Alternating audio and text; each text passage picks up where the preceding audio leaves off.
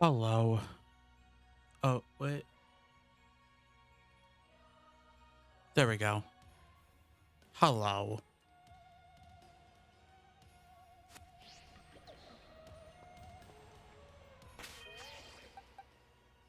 Hi, Satan. Just so you can see it, this is what a shiny Glamora looks like. Since the last time I played was getting this. Oh, hey, Melik. Yeah, the last time I played was like... I was like distracting myself during work. And I was just running around Area 0 and I'm like... That Glamora looks a little different. Oh, it's shiny. It's a lighter blue. Oh.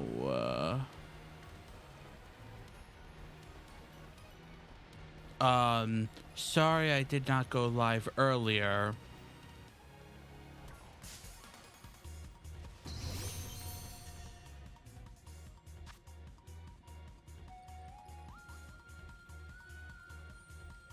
I blame you, Satan.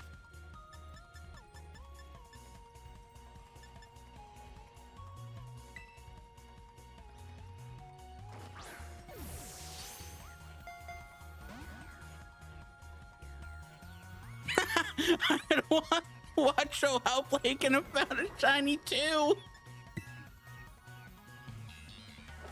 Satan is here, has given us all the shiny luck.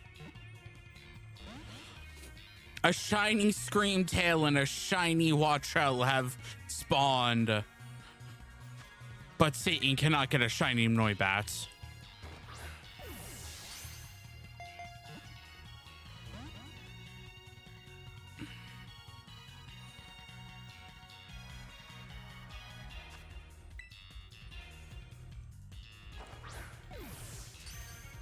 Oh, there we go.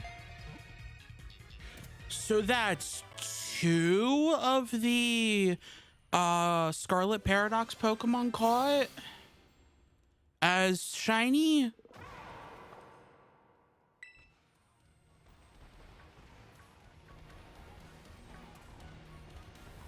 The first one was Slitherwing.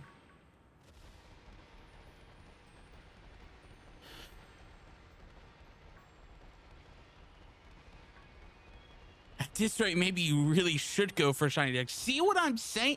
The only problem, the biggest problem will be the shiny versions of the Violet Pokemon. If I wanted to actually own my own, that's where it's going to be the problem.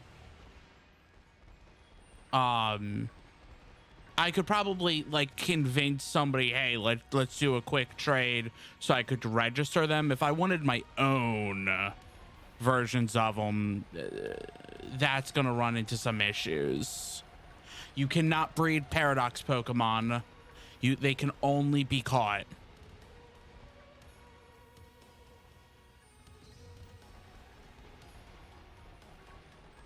At least that's what I remember. Let me just look one more time.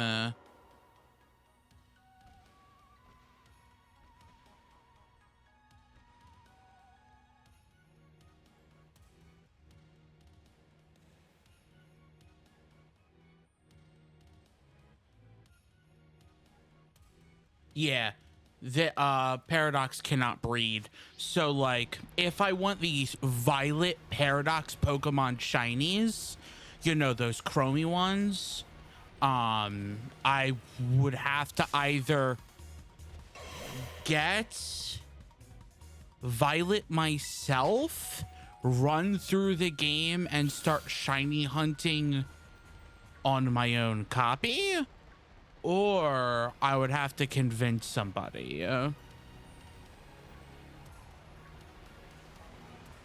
spend a lot of time.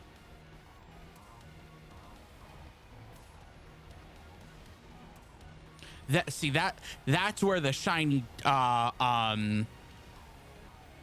the shiny decks, that's where the issue's gonna come into. I'd do it if I had any luck. No, you just gotta hand the game over to me, apparently. Well, it's also the thing of, I've mentioned it before, Satan, you don't have the shiny charm yet. Which, I mean, that's why I'm getting them as often as I am, honestly, is that I just have the shiny charm. Okay, so coming to visit? I mean, I can't answer that. I am also looking at the Gibble bellies to see if they're yellow, just in case a shiny Gibble spawns. I'm not really looking for any specific shine. Let me just save real quick. I'm not looking for any specific shinies. The only real reason I booted this up is because I was going to play Digimon and then I fell asleep, and then whoops, it's 8 o'clock. I don't want to start Digimon this late. Running around in Pokemon, sure, why not?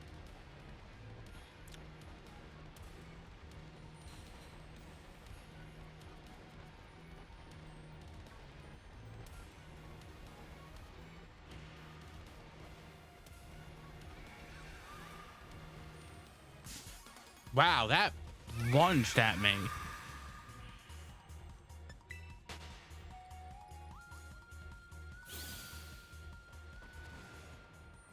But yeah, this is how I basically found Glamora. I was basically running around from roughly the base to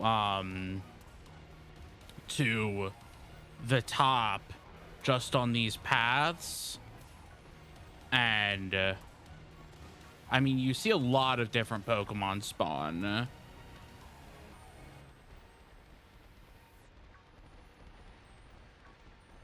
I'm also looking at the Doug Trio's noses, because the shiny of Diglett and Doug Trio is that their nose is, I think, blue instead of pink. And that's really where the shiny is for them.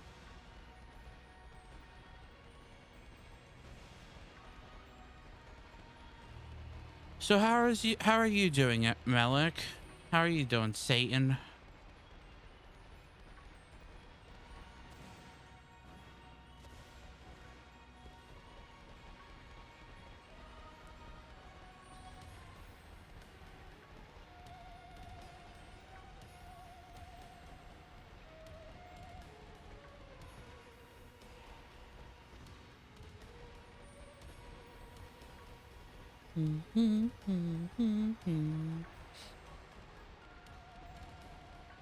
I'm good. Picked up my Violet to get the steak Pokemon and got distracted. Wait, have you still not gotten the steak Pokemon, Melik? I figured you would have gotten them forever ago. Oh, wow. I figured you would have had the shiny charm by now, just with how often you were playing it.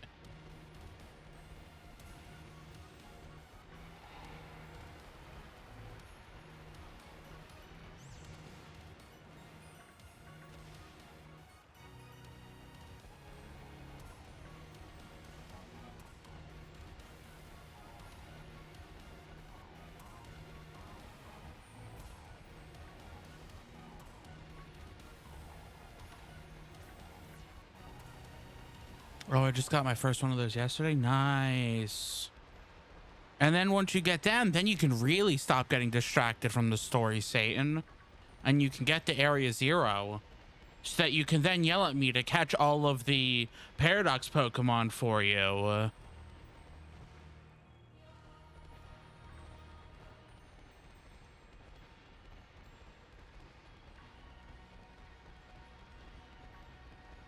Just double checked. All I'm missing is 3 of the stake Pokemon and Scizor. Interesting. You could catch them for me now and just have them ready. No, no, no, no, no. That's not how this works, Satan.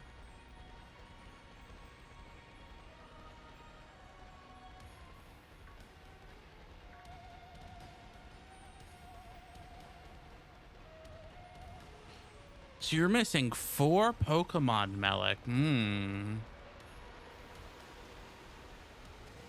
I mean, at least Scizor, like, you can randomly find in 5-star raids.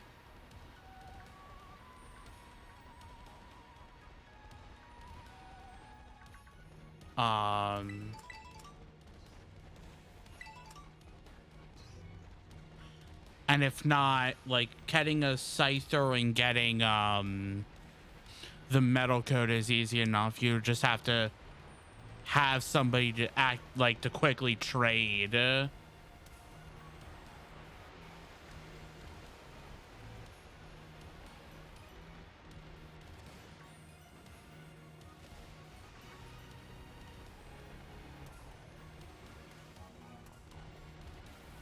And Satan, don't blame me for your procrastination. You're the one who actively chooses to procrastinate.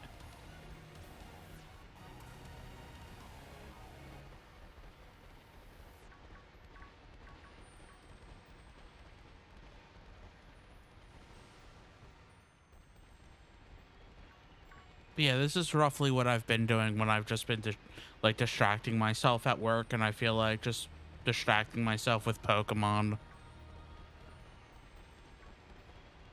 It's pretty boring, which is why I'm like, I don't want to, like, I'm not even using any Herba Mysticas or anything like that. I will blame you because you told me more side things to do right when I thought there was nothing left to procrastinate with. Yeah, but you're still the one who actively chooses to procrastinate. I'm just like, I mean, there is the stake Pokemon. Like, technically, you can get all the stakes now. Like, you could have gotten all the stakes once you got all the movement tack.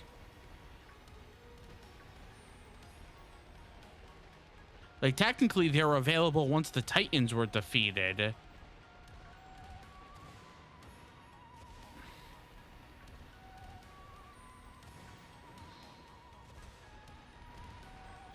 You just have to, you know, find all of them.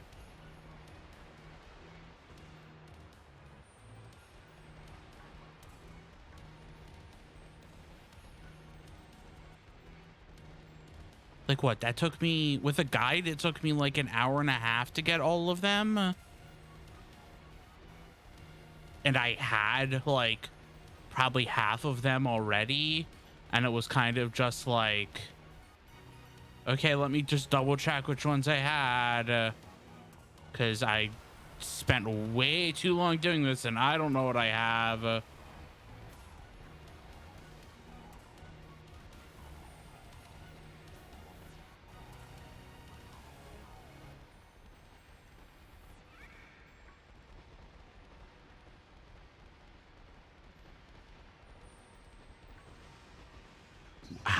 I wonder, how can you tell if Glimmet is shiny?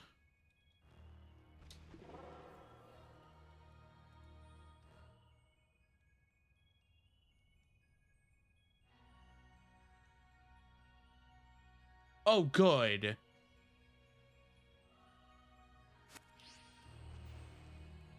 That's, I mean, that's not going to be the worst, but wow, that sucks.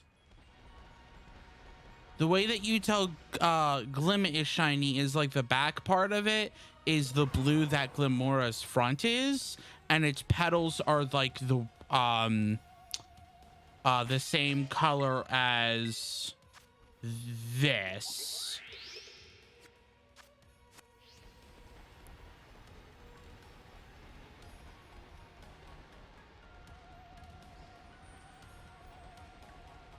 Cool.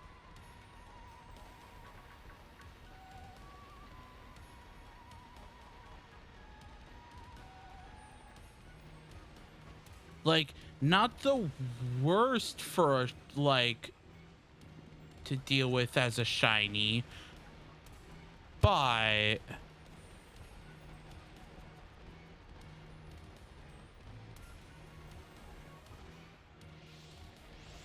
I have to look at them for a second to register the colors, because my brain does not register colors quickly.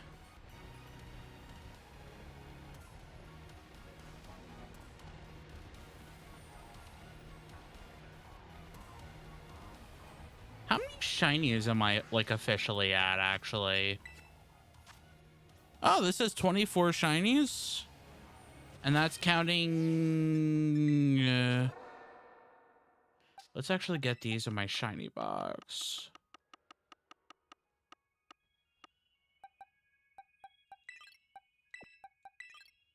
Almost a full box. I only have a 1, 2, 3, 4, 5. I only have, yeah. I mean, that's 24 unique. And I have some non-unique ones. Like I have two, weed cats right now. But like 24, that's not the 392 that is a full Pokedex, but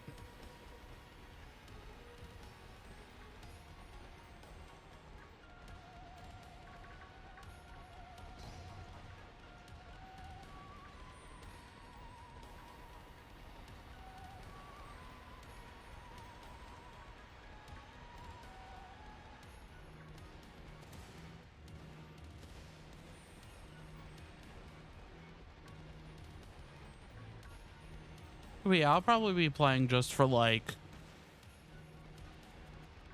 maybe an hour and a half, 2 hours or something like that. Not for like too long. Just kind of like, I said I was going to stream. I fell asleep. And so let's just do like a standard Aces stream length.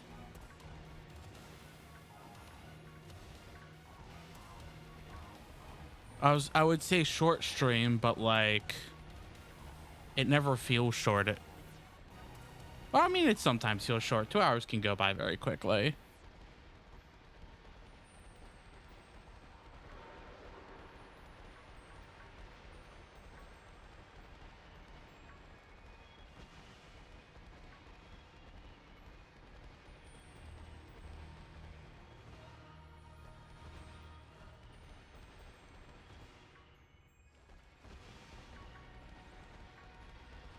No more. What's the guess of it? Will I? Yeah, with your super long solo stream lengths. Hey, not all of them are super long.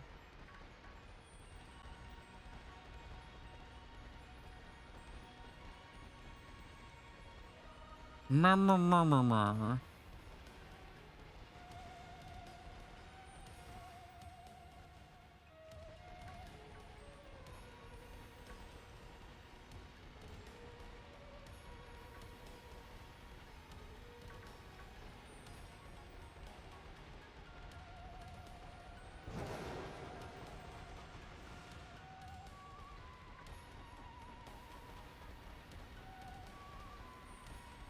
Actually, Satan, I'm curious. Can you try casting to your TV one more time?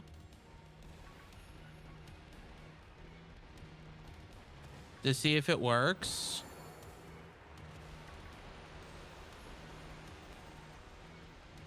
Because I did change something. You're about to call our normal Aces stream like sharp. Yeah.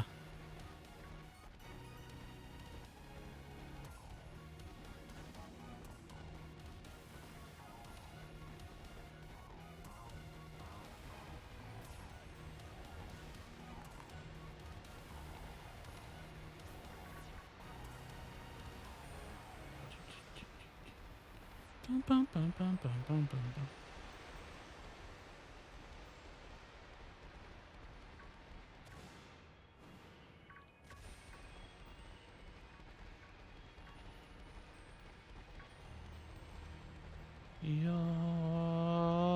Yoda.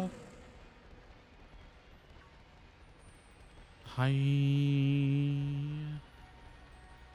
Weird cat goes whiny.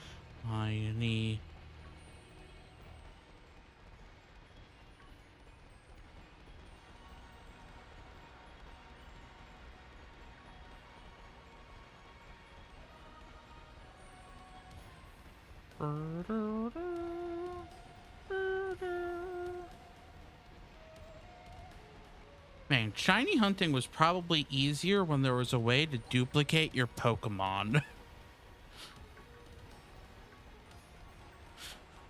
Cause there was a way. It was like it wasn't even that hard of a way. I think they patched it out. I believe they did. Um, but there was like a way to just duplicate your Pokemon. I hate this new outbreak I've gone to. Has 90% of them stuck in the mountain. Oh, yeah, that's something they really need to patch. Nope, tried casting in. I turned on my TV, then immediately crashed back to Chromecast screen. Tried closing it, reopening Twitch app, then got Steam. Yeah, so I turned off the and it might be because I turned it off after the stream started, so it was enabled, but I turned off the because I was using a different way to caption before I used this way. So I turned that off after I started the stream because I forgot to turn that off forever ago when I swapped. But like I don't know if you've casted me on the screen before, but I literally haven't changed anything since then. Did not update OBS, did not update anything. So I don't know. Yeah, I won't remember next time. What outbreak is it, Melik? Is it the watch owl or is it something else?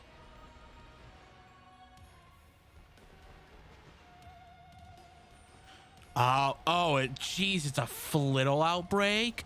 I'm sorry. What are the outbreaks for today?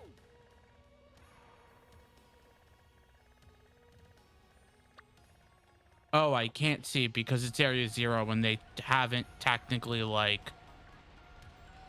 I just know it works for other people, but for you specifically, I think this time and also when your friend was playing before, it didn't work. Yeah, no clue. No, absolutely no idea. Yeah, because like I said, I've done literally no changes. And it's just kind of the like bog standard, like I just had OBS do the like, oh, here's the recommended, cool, sure, yeah, bye.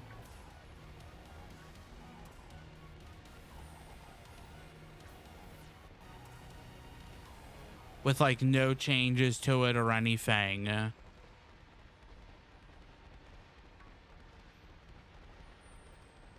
Very, very weird.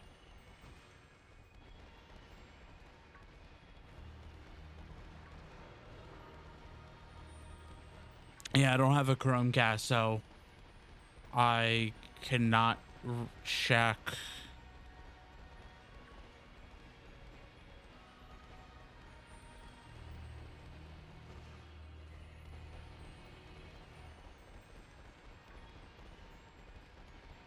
I don't know. Pi isn't here for me to ask if it works for her since she says it. Yeah, but she could be watching in a different way. She could be like, uh, that's also assuming is she using a Chromecast? Is it like a smart TV Twitch plugin? Is it just an HDMI from a laptop?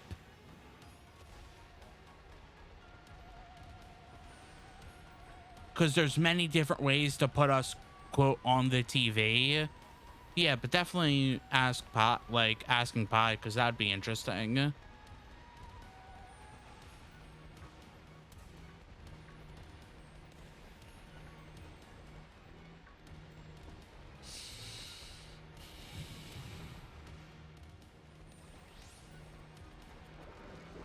Yeah, I mean, I don't know how long you're going out, but I'm not going to assume you're going to be out for only like an hour.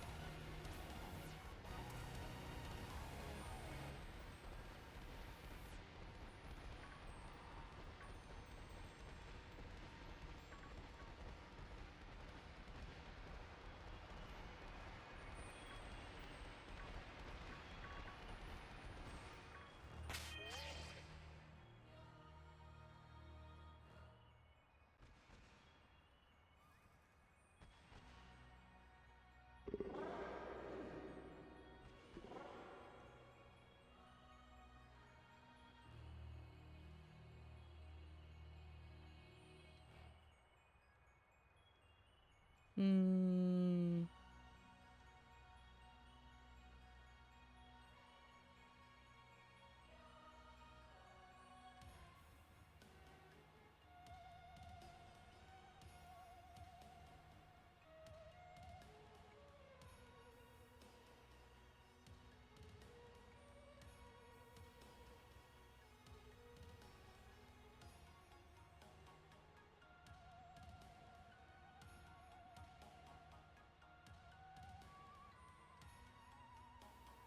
Oh, I just did a quick little, like, I don't know if you're still here saying, I did like just a quick little Google, and 4 years ago, I'm seeing people talk about this and they're like, yeah, I have no clue.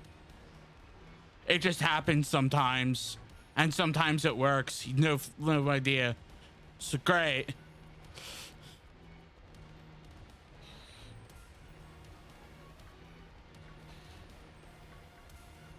But that was of like a 5 second Google.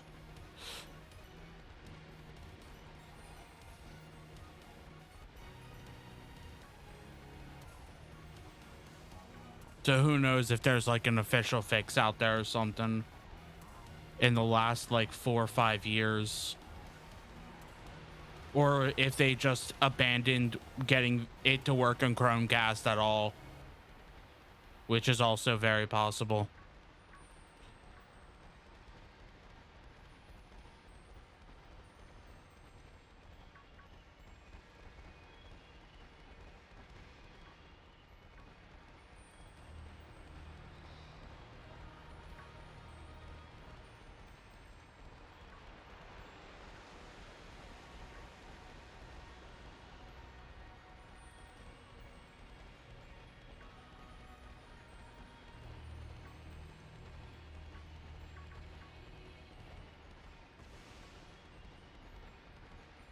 Yeah, I mean, I don't know what to really say. I'm a boring person. It's kind of just, I'm here. There's some Pokemon on screen.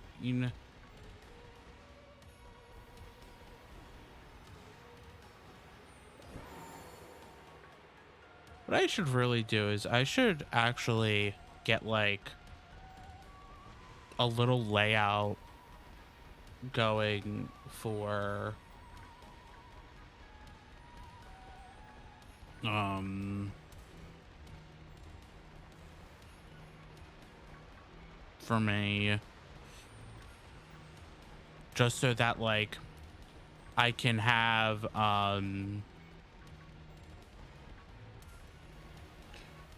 Twitch chat on the side so it's not blocking anything, and captioner's not blocking anything.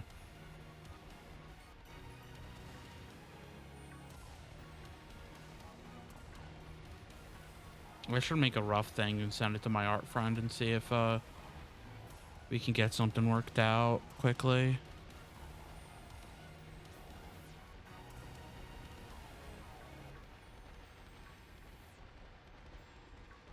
Or I can just make something like rough and just use it for a little bit.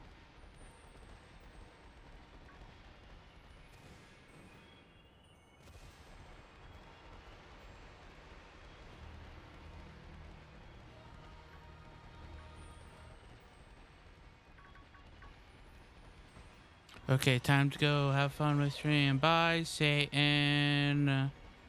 I'll talk to you later. Feel free. Whatever.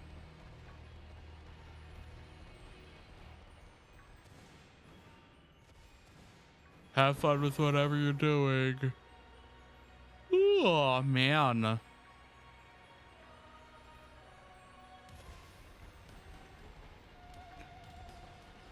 There are times that I also feel like with this that I'm just like, man, I really need some like good DMCA music, or music that like artist would not like, doesn't care, or DMCA free music where artist just doesn't care.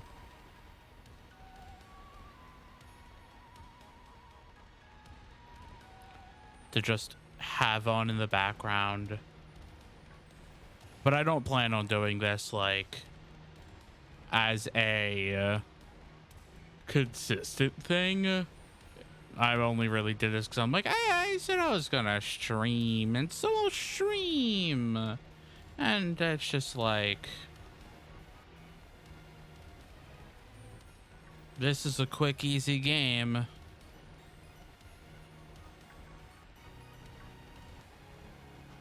What's up, Gibble?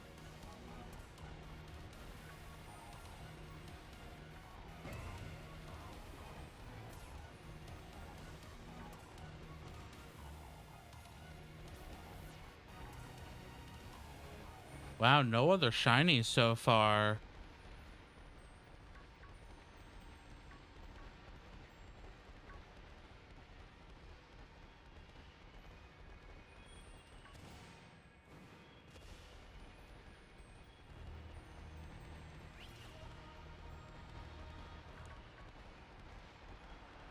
Is it gonna be a one shiny kind of day at Sharky's place?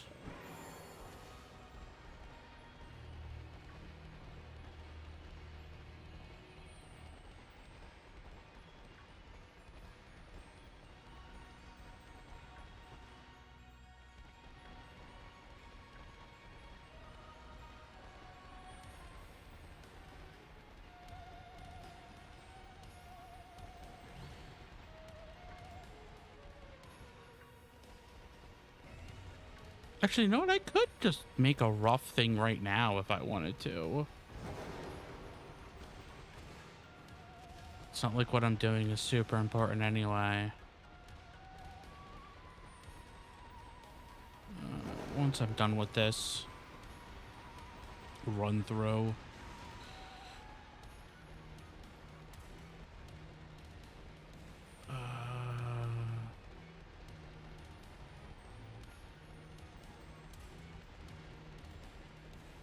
Okay.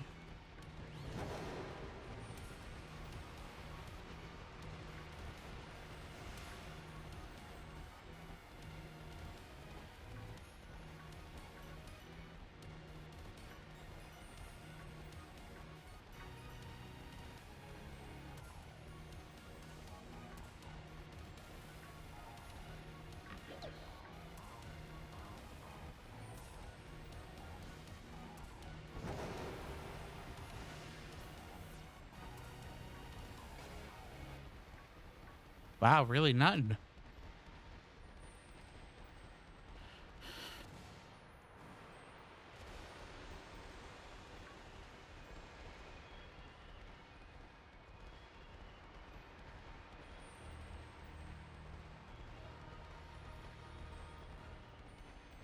Okay. Okay.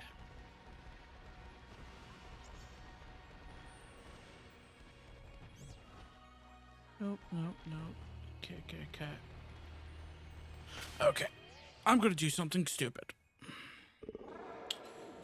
File image. Background? Question mark. Browse. The question is, where did I put this image?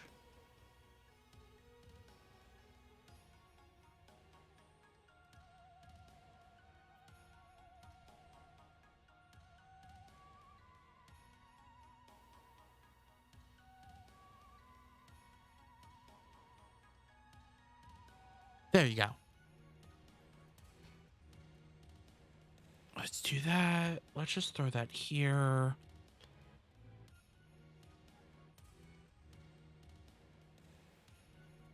No. Do that. You.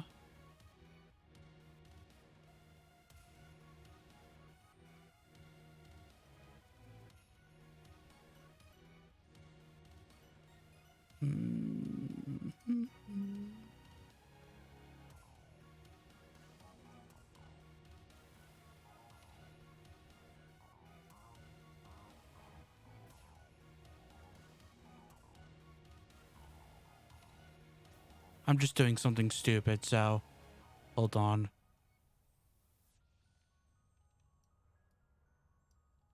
Oh my gosh. You. I'm just delete you. I don't need you anymore.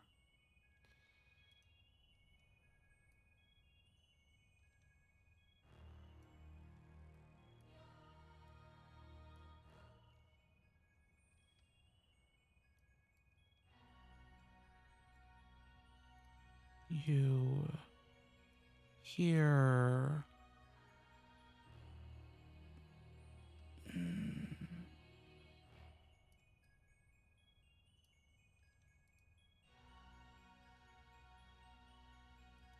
Open up. Open up you in a new tab.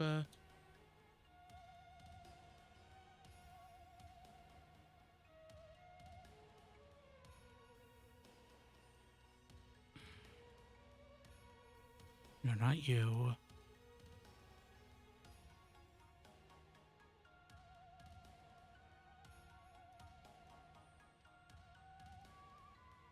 Again, not you. Jeez.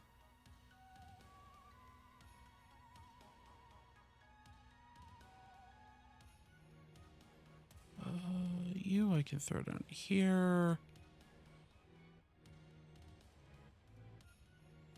You let's lock.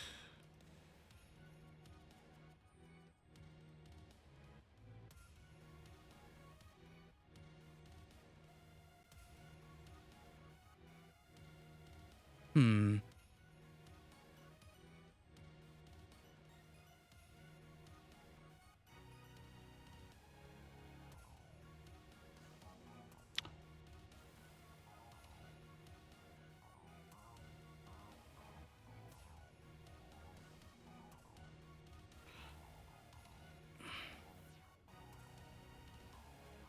I mean, this is basically just a rough little thing.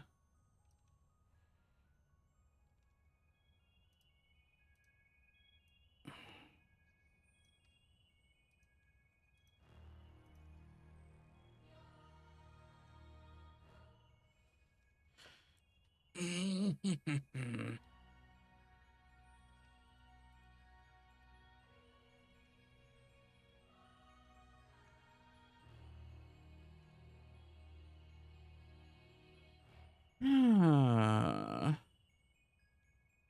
Whoa, why did that just...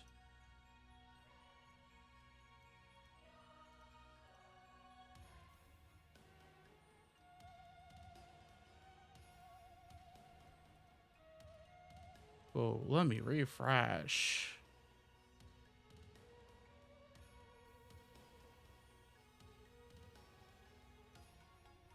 Oh, let me... You...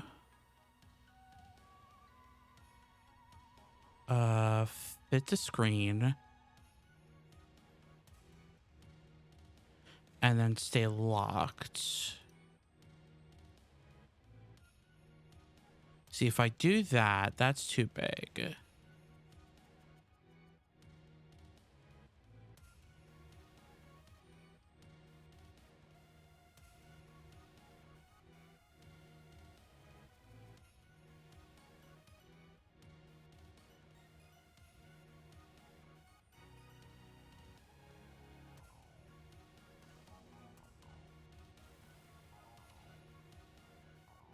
The question is, can somebody say something in chat for me?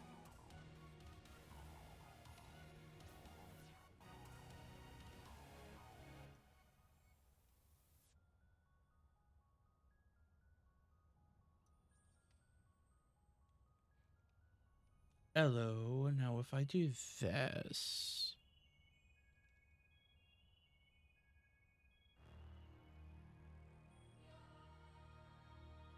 I wonder, how does this look? I mean, this is a rough little thing that I did in like 5 seconds.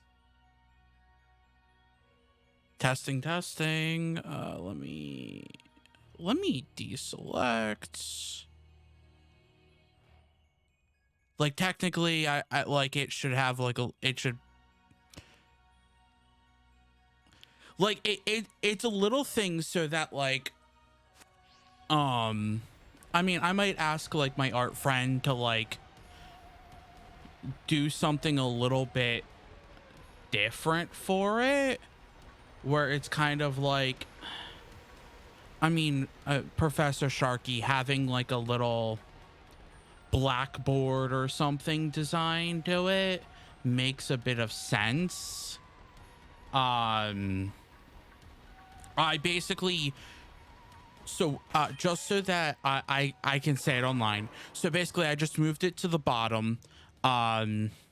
Here, what I actually could also do is I could stretch it so that when I go to 2 lines, that it kind of like, oh, okay, I could actually possibly go to like, I wonder, could I make it be able to go to 3 lines? Oh, I think it would have to have a little bit more of an input after... Yeah, so that like if for some other reason I get to 3 lines, like it's not crazy bad, but also I minimized chat, or not minimized, I kind of just shrunk chat a bit, which sucks because now I don't have Satan's messages to have like bigger blocks of text to see how the bigger blocks of text look. But it was kind of just to like... the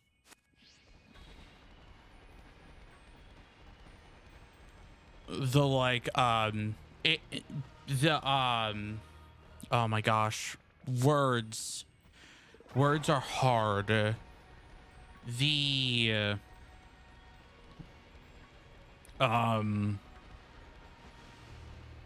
the chat box basically extends the whole stream, or the whole like window from bottom to top now, and it never goes away until it hits the top.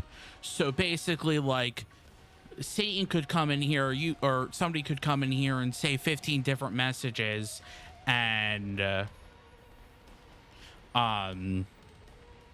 it is...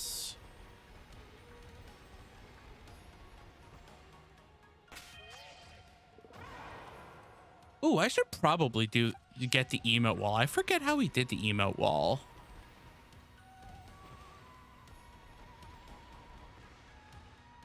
Wonder how the emotes look. The emotes look very tiny because, I mean, the emotes look tiny. Like in the Aces one, the emotes look tiny, and this one, like, it's actually like pretty thin on my side. I mean, I don't know how it looks on, because I think what you normally do mobile, if I remember, Malik. I don't know how it looks on mobile.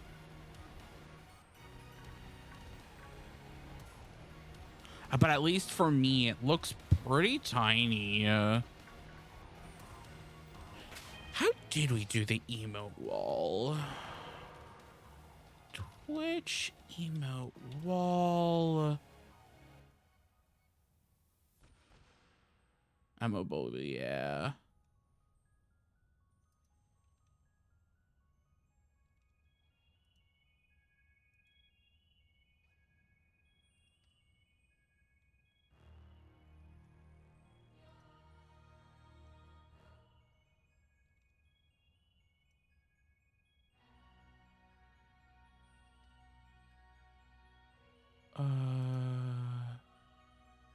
Let me just meet this.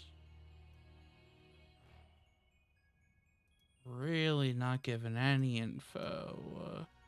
Oh, this is using the Streamlabs widgets.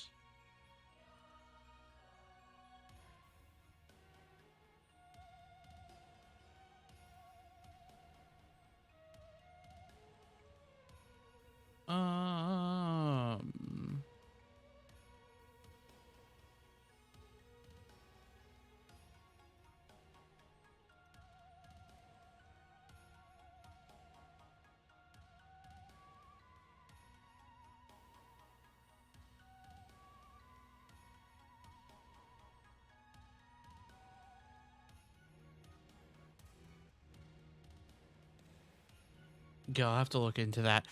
Because my brain just was like, yeah, I forget how we did that. I guess is it like just a Streamlabs thing, and we just carried it over when we stopped using Streamlabs.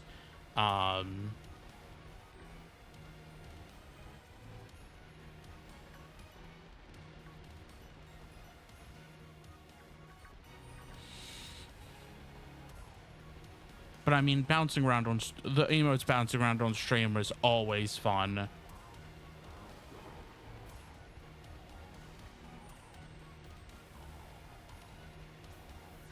Does this not have add component, overlay component?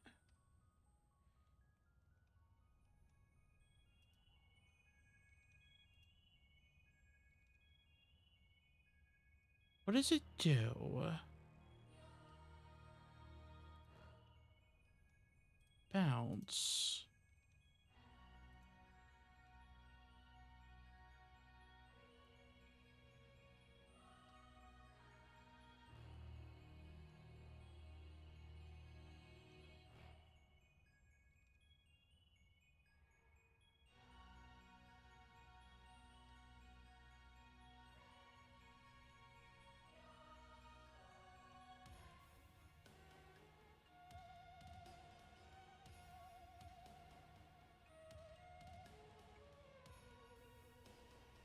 Okay, I've done something stupid. Melik, can you use the further emote specifically for me? Or any other emote. I just said further because that was the first one on my mind.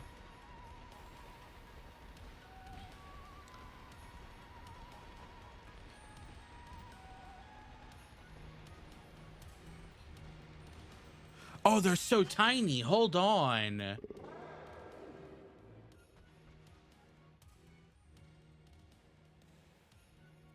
Hold the phone. They're tiny. And also, that gravity was too high.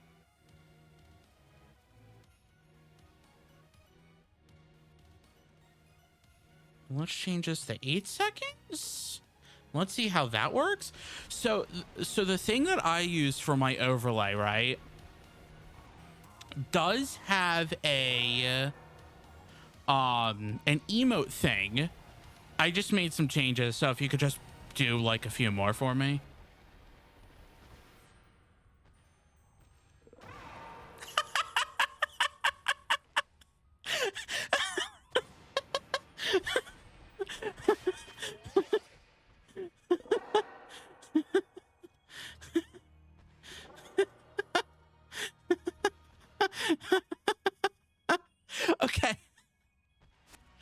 there's okay. So there's 4 different modes that you can do. Wait. Hold on. Oh my gosh. No. Wait. I want to look at what this other mode does. I'm sorry asking you to just use a bunch of emotes for me. I want to see what this other one looks like though. So the one that I had was called Bouncy. I just changed it to what is called Snow.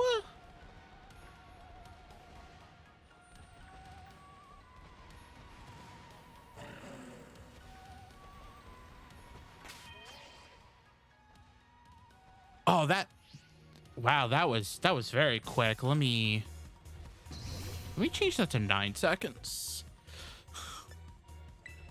So what you can do for Snow is I have a wind strength of 0. Let me bump it up to have like a wind strength of like 4. And I also extended the animation time a little bit, just so that they aren't just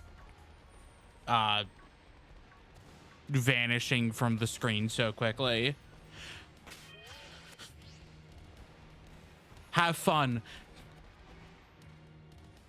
So I mean, I just did a 4 strength wind to the left.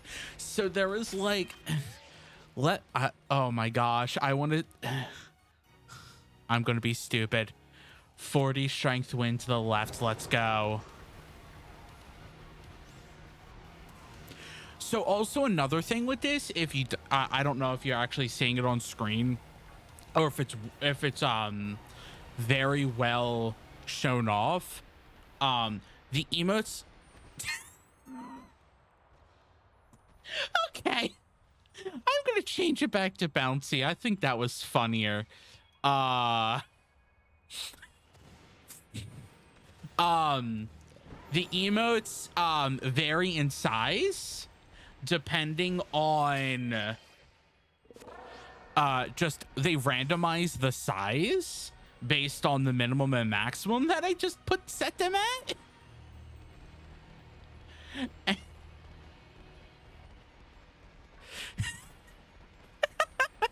bouncing the chunks. I just gave my chat a little bit too much power, and this is hilarious. Also, hello, Tomato. How you doing?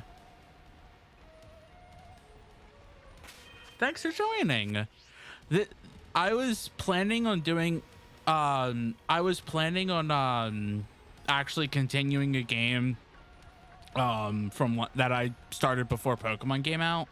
But I fell asleep, and so now I am kind of just relaxing with Pokemon, and then also just messing around a lot.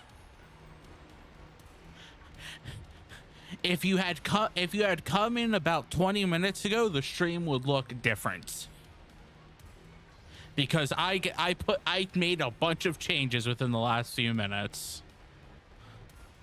I'm glad you're doing well.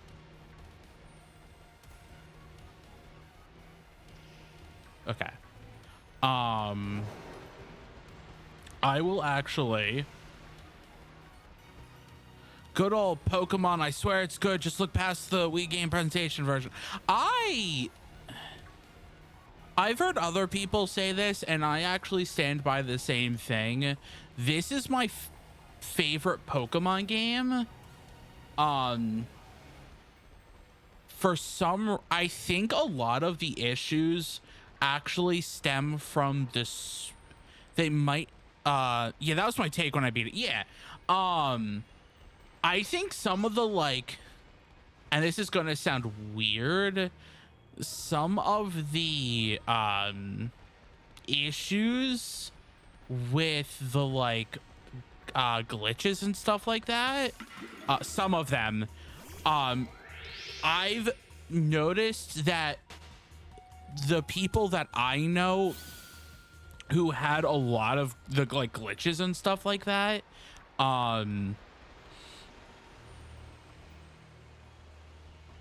a lot of the people who had the glitches that I know have the digital version.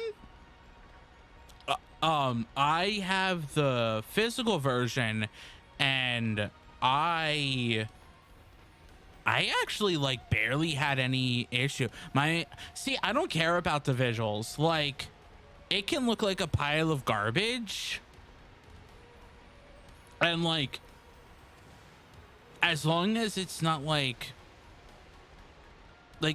a lot of this stuff, I'm like, I don't flipping care. Like, all I really care about is the fun gameplay, and I'm like, yeah, it's not gonna look, it's not like God of War or The Last of Us and that stuff, and that, I don't know, that's just fine with me. Like, I can see the complaints and I understand the complaints. I'm not saying you're wrong. Yeah, I agree, but at the same time, it's a lack of effort. It's not a lack of effort. I fully do not believe. I wholeheartedly do not believe it is a lack of effort. I think it is more attributed. So just for some background, I went to school for computer science with and game development. So like, obviously I'm not a AAA expert. I don't work in the industry. I just have some game development experience. And I don't fully believe that this is a lack of effort on their side. I believe it is much more a product of one, for this game, for this and for Legends Arceus, they were doing something drastically different from the normal formula. Because like with the old games, right? They have, and it's a product of the crunch time, yes. So like with the old games, right? Like, they didn't have to think about all the Pokemon moving around and all that stuff. It was just like, in battle, have the sprite on screen. We're gonna make sure the sprite looks really good because we only need to see it from 2 angles, and that's it. And that's kind of how it was up until what was it, like Black and White 2. And then they did some 3D, and like the 3D on the 3DS looked fine. Like, it wasn't like top of the line, but like, it's not lack of it wow, okay.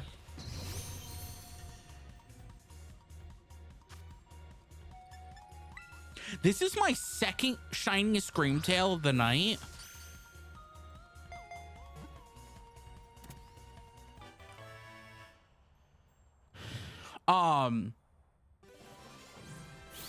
But the fact that they had to they have to now deal with the like the whole 3D aspect, like I kind of fully and they were also still translating older Pokemon over. I think like by the time of this release, there's only like 25 Pokemon that aren't available on a Switch game at this point. So now they have some backlog.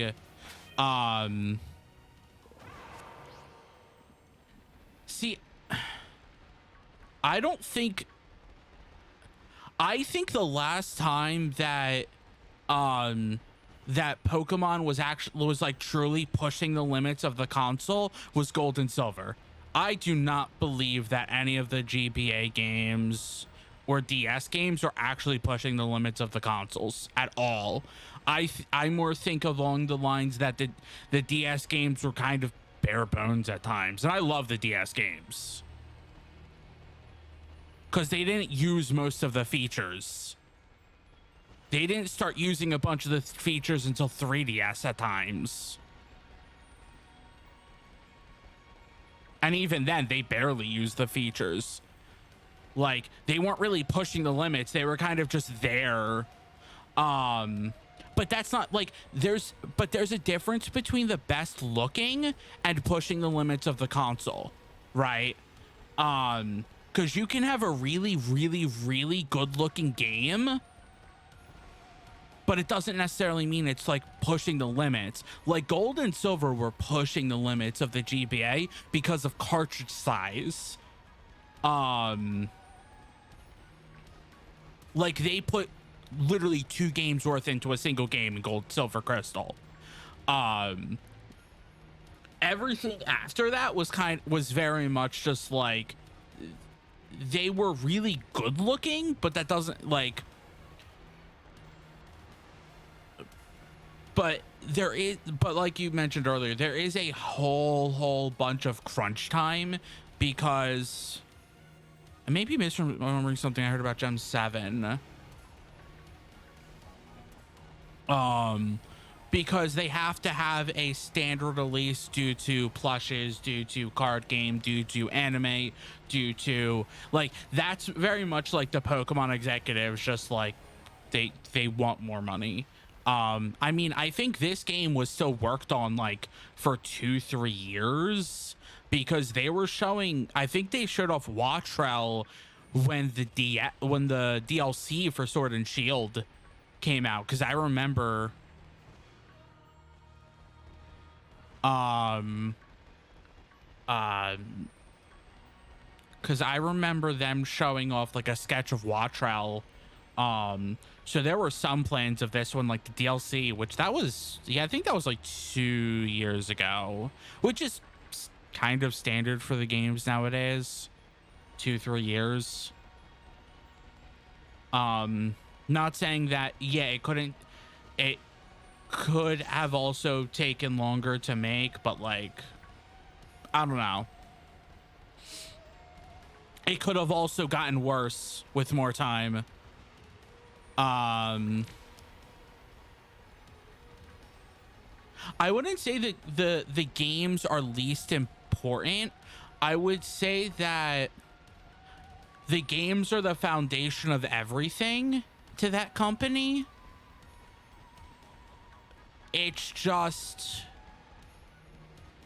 their idea of what the foundation, their idea of what the foundation is. It's the foundation to then make more things, rather than the foundation of these are our products and we're gonna make them like super AAA. Because without the games, like they could get rid of the games tomorrow, but the problem is that they wouldn't have any more Pokemon designs. They wouldn't have anywhere for the anime to go. They wouldn't have any cards. They wouldn't have anything at that point. So they need the games to service everything else. But it's just the company itself is the Pokemon company itself, which the Pokemon company is owned by multiple people. Like, that is just a completely different beast. Because this isn't just a solely Nintendo or Game Freak thing. Like, the Pokemon company is involved, and that's a solely different entity, technically.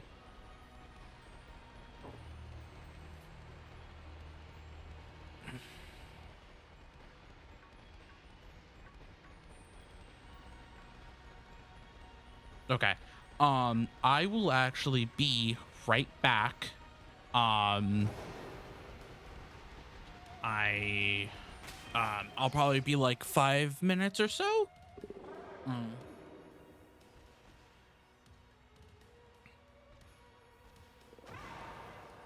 Oh yeah, I've had some Terra Raid glitches. I have a picture of like my like basically a second idle version of my Pokemon that I sent in. Like I've gotten a few crashes here or there. Nothing really major. That could be an issue with how the Switch reads data more than them. I mean, there's stuff that they can fix, which they've talked about doing performance fixes and stuff like that. They are working on that. It takes time. When people complain that it's not done yet, it just flipping takes time.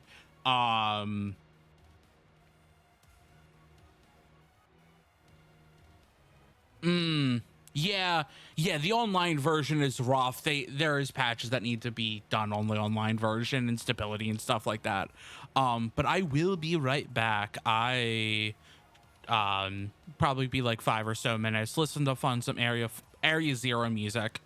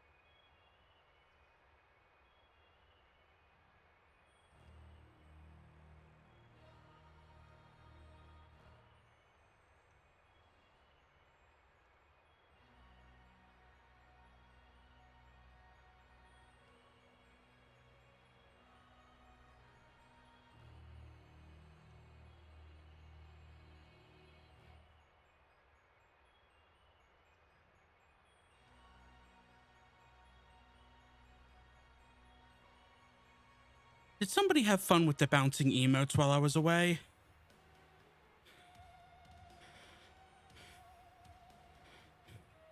Ooh, the music's a little low. Let me turn that up. Oh, hello, Magic.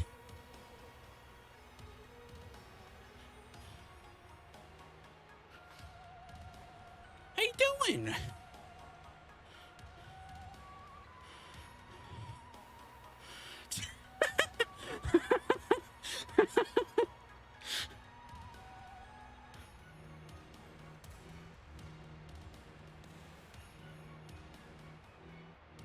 I did some rant. I did not want to go into online mode.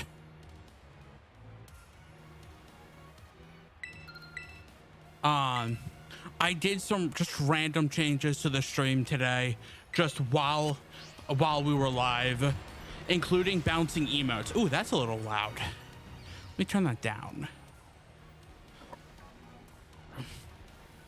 Including bouncing emotes. How you doing, Magic? Also, Area Zero music is very good.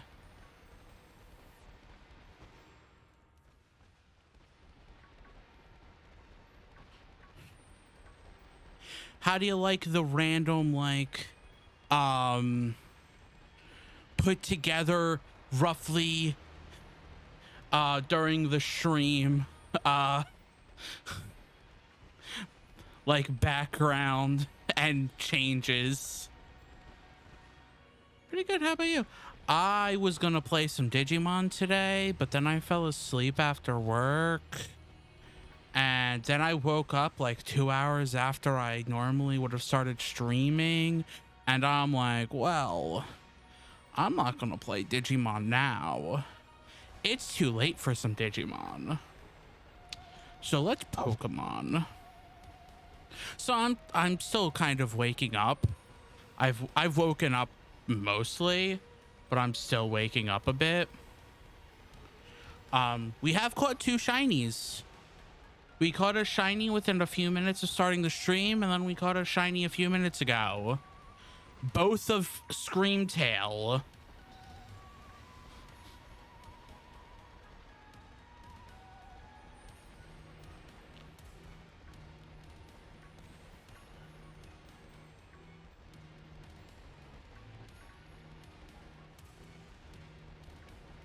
So, you know, hope you got enough sleep after D&D last night. Hope you didn't, like, oversleep anything important.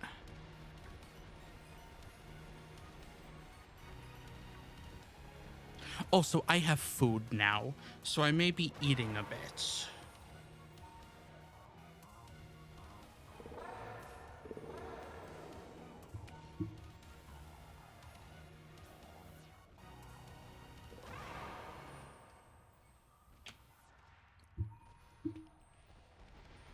Now, I kind of stayed up a bit later after the game to do some reading. Ooh, reading anything? What were you reading for fun, or were you reading like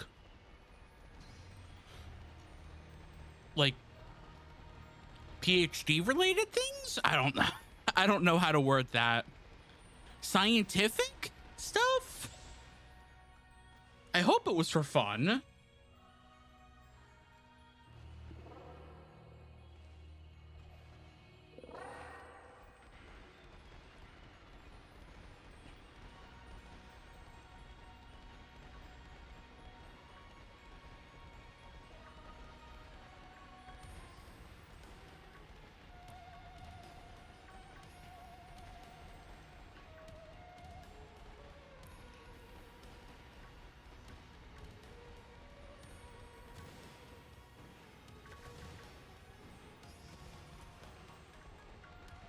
Now, if we can catch a 3rd Screamtail, should I just gift one of them to Satan?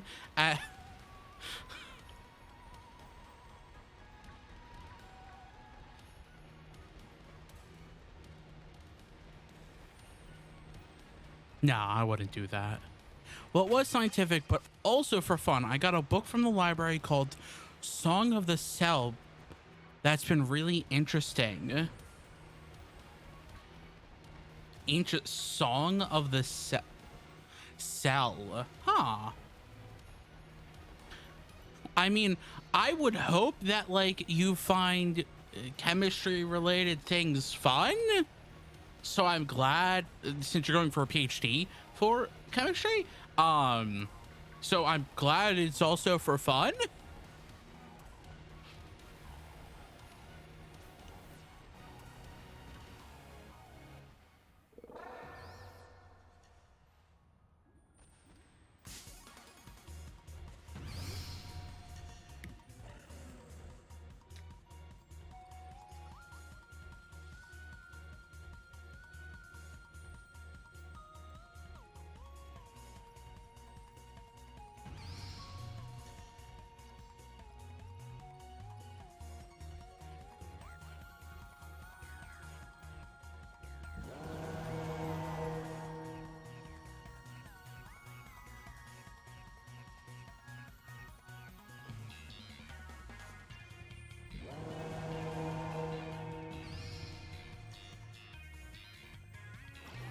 Sorry, I dropped something.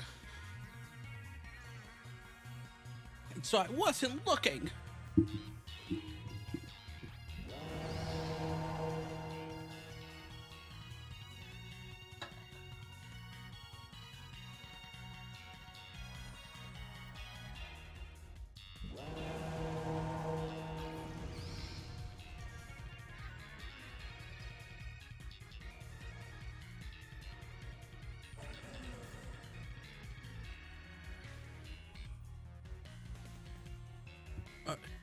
Well, yeah, I think the librarian at the front desk thinks I'm running a paper for school because I grabbed the book, one on synthetic biology and one on genomics.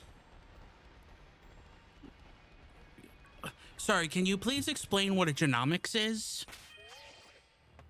I should really just stop playing while I'm eating and just focus on eating.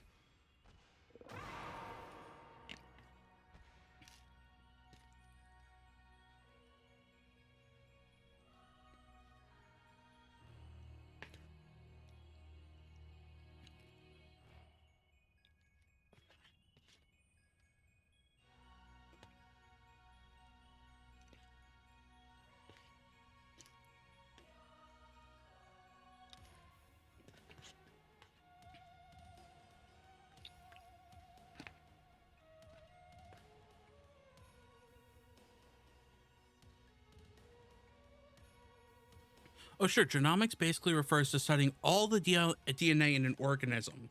Oh, you're studying the genome. Okay. That makes sense now that I look at the word and think about it for 5 seconds. And also think about how I pronounce that word.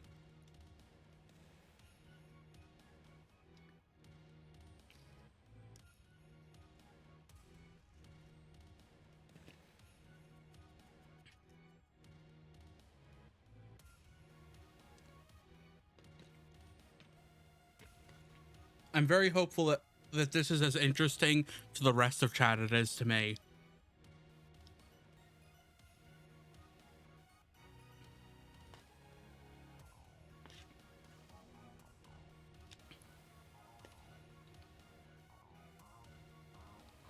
So you got a book about, I assume Song of the Cell is about cells, synthetic biology and genomics. Interesting.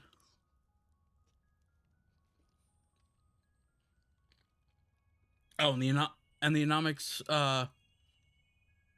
suffix is very common in biology. So like some people study proteo I, pro, proteomics. I'm trying to be like the EO specifically.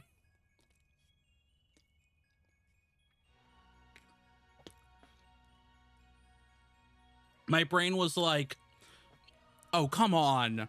Like, EO, like, just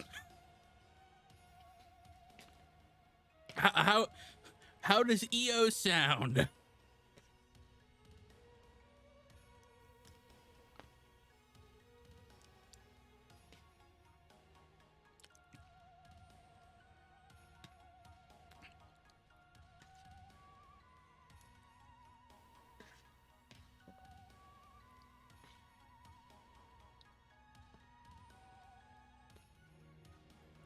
Oh, proteomics.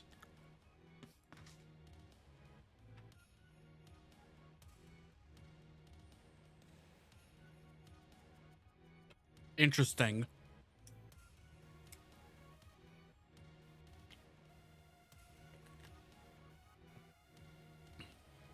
So you can tell I suck at the English language.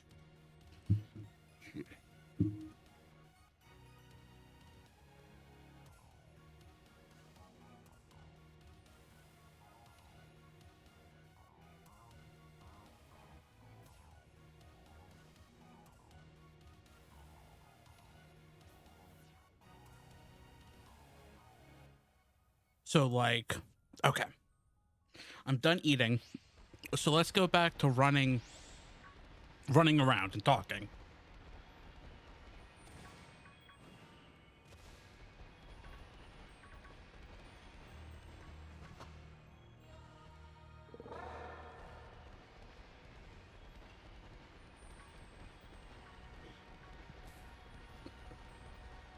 But that, I mean, I'm glad that you are having fun reading them.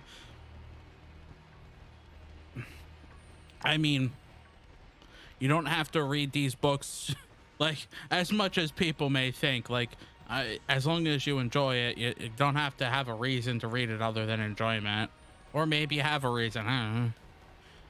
Maybe secretly you're actually just going to study the our genomes, find out why I am truly a shark.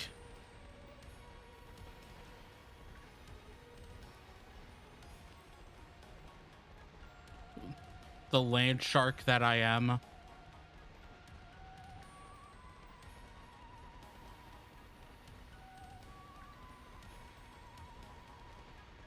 You know, right up there with taking a sample of my taste buds to get some friends to figure out why I can't taste.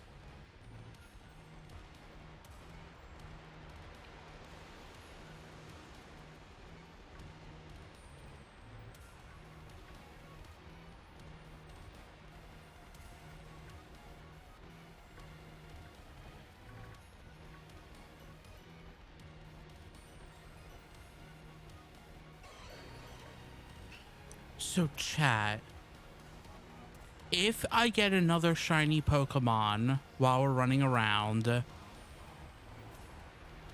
what do you think I'm gonna get? Nah, these books are definitely good for giving non-STEM people overviews of topics. Like yeah. My brain is funky with that. But if I wanted the most current info of my research, I go straight to the research journal because that's fair. But I mean, like, wouldn't you also want, like,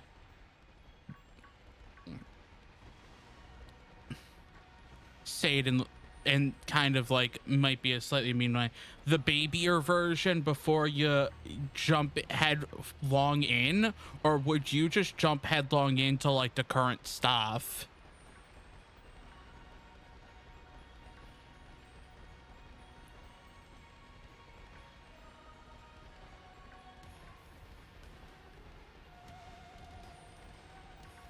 Like, I assume that there would be some middle ground for you to like get a basis before you would jump into like the current research and stuff.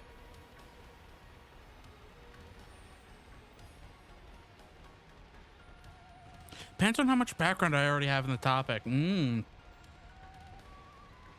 See, now that's the question. How much background do you have on those? Like, it very much would be like, how much background do you have, I guess. Yeah. Like, if you were thinking about like doing like no background, like, I assume you would want to have some like middle ground. For that, you can read review articles. Those are written by people in the field to summarize current research. Ah, you can tell I'm not a scientist.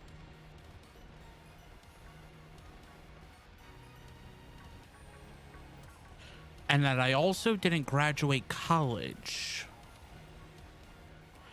But also I studied computer science, to which there are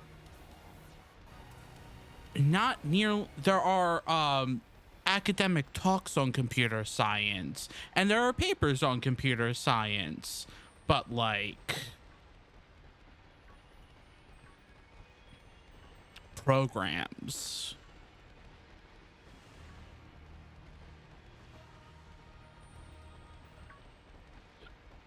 Wait, did I ever tell you guys I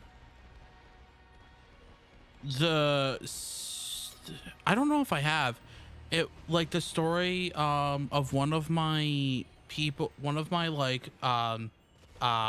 teammates for my capstone project basically wrote a master's degree a paper for a master's degree class on like a part of the program that he was working on for our capstone project. I don't know if I've told this story to y'all before, or if like that rings a bell if I have.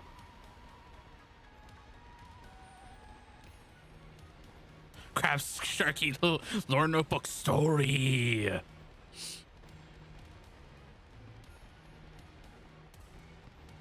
Because if I haven't told that, I mean, it's an interesting one. It wasn't PhD and it wasn't like a research paper, but it was like a paper for like a master's class, so it was like very in depth. So my capstone project was on so for the college I went to, insert college name here, we had a like we make a thing with the capstone for our capstone project. So basically we have a person who's like basically sponsoring it. We have a teacher advisor, we have a team, and we basically plan out, we make documents, and we build the thing. We basically make it as if we were part of the industry, and we just are a small team building a thing. Like, we have a year to do it. You hope it works. And you hope you have good documentation and planning and stuff like that. And you meet with your advisor every week, yada, yada, yada. So ours, we teamed up with a group in a completely different college in the university, because like I mentioned earlier, in college I had some stuff with game design, and so we teamed up with an art group who was making it wasn't a game, but it was an application. It was a visual application for a device called the Microsoft HoloLens, which if you've never heard of the HoloLens, basically imagine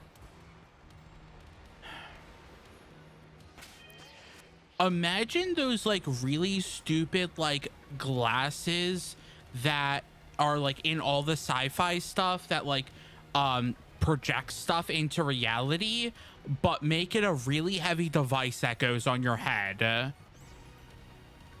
Like it tracks your fingers to have like touch interactions. It's like you can place stuff on tables, and it like it knows where the table is, so it can properly interact with the table and stuff like that. It maps the room. But it's a very heavy device. It's not lightweight, so if you use it for too long, like you could get some neck strain. And so we had a very ambitious project, and it actually involved networking a bunch of them together to see a thing that was actually interacting with a live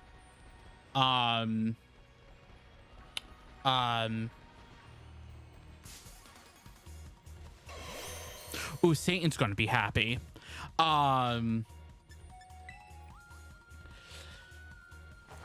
It was interacting with a live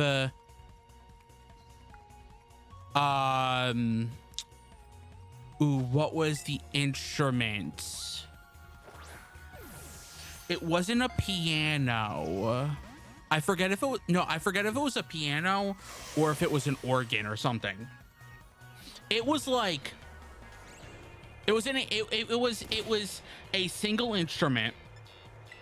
I believe it was a piano or an organ, or something in the same family. And basically it would take the input from that, and the visuals would change. The people who are using it had a way to interact with the visuals. It was a very interesting project.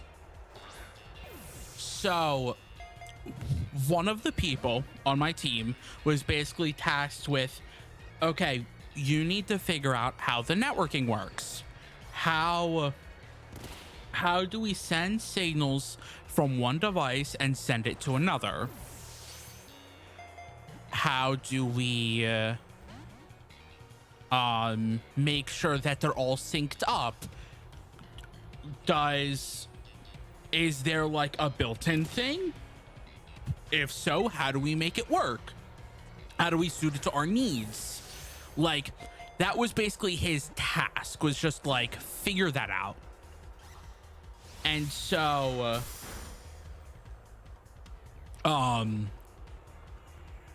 there's basically, I think like Microsoft teamed up with like NASA or something. I don't think it was NASA, but it was like a very big prestigious organization who was also using this device to like, for the similar problem, networking. And they basically made a thing for networking. And so he basically, and made it free for like other people to use and stuff like that.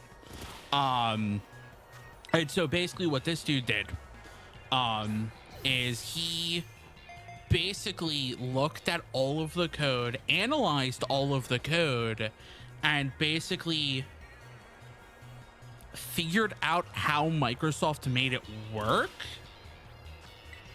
And at the same time, he had a class on reverse engineering. So you have a software, like how do you reverse engineer it? And apparently he had a paper for this reverse engineering class where right now I'm just gonna call it, where I'm guessing he had to study a piece of code and write a paper on it in terms of reverse engineering. So basically he just studied this entire thing, this entire networking thing for his for the capstone project we were part of, basically figured out how it made it tick. And then he was just like, oh, I have this paper for this other class. I'm just gonna write a paper on this singular component for our that Microsoft made that we're using for our capstone project for my other class, because I know exactly how it works and I already went through all the steps on everything I need, so I can just write this paper on it. And so we just sat down and wrote a paper about networking on this really obscure device, and like I think he got an A on it, and I'm just like, wow. Just wow.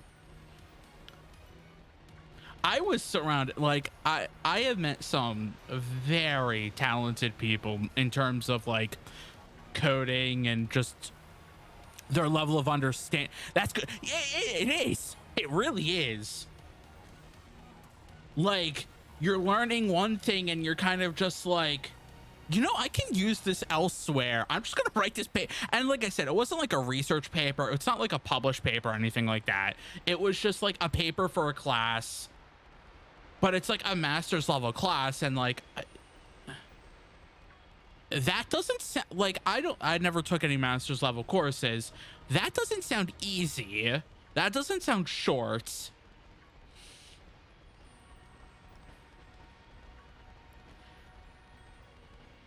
I should catch up with him.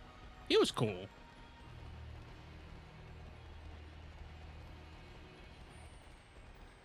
But it's just like the fact that like, oh my gosh, by the time that we were done with it, that dude was like the master of that specific component. And whenever we were like, oh, this thing's not traveling, he's like, let me take a look at it. And just because he knew how it worked like inside and out at that point. And I'm just like, wow, this is impressive. As much as I crap on my college, like and I will crap on my capstone project to Kingdom Come due to a lot of reasons. A lot of things that I will not say on stream. But wow, it is. There was some very like interesting things that happened, and we learned, like, some of the people in the team who had never done something like this learned a lot and were able to do some very like awesome things by the time it was over.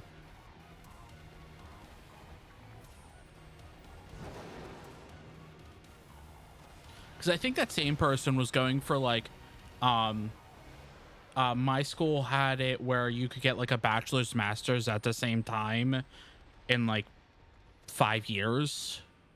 So just swapping out some of the bachelor courses for master courses. So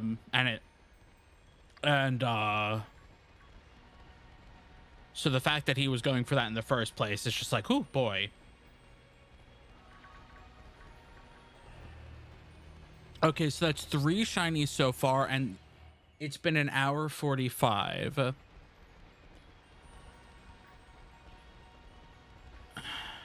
Will I get another shiny?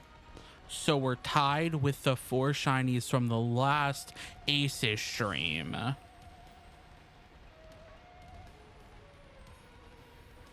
Am I just willing into existence something that will not work out? I hope that story was actually interesting and not just me rambling about something that like...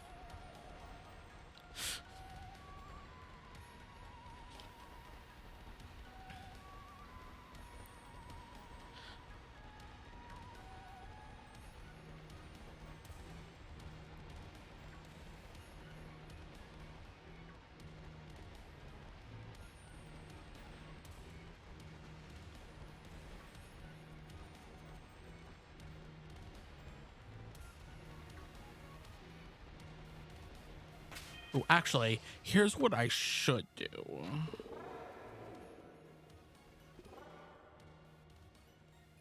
Nobody tell Satan I got the shiny Gibble. Shh. Let's keep it a secret, okay?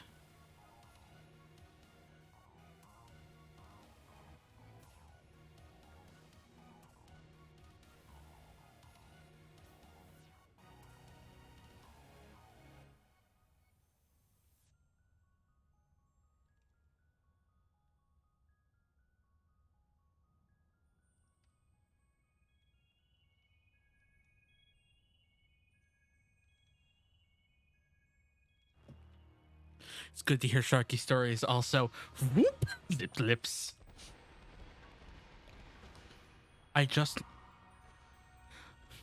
know Satan's not here, so I just basically I messaged Satan and I'm just like, How are you thinking the Prof Sharky Gibble? Like, what are you thinking the name should be? Like, should there be a dot? Should there be um um Ooh, are they not showing up? Melik, did you flip and break the bouncing?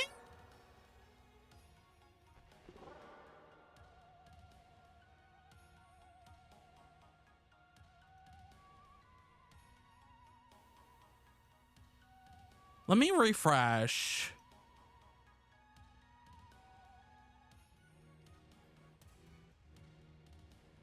How did you flip and break the bouncing? Let me change it to float and see if that works.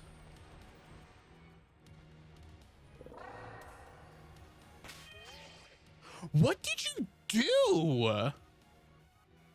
It's working on my side. So, like, I have a thing on, like, I have a copy of it up. Um,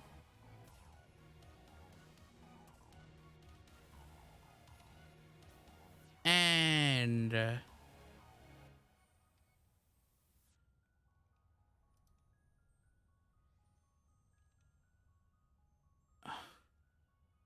what the flip?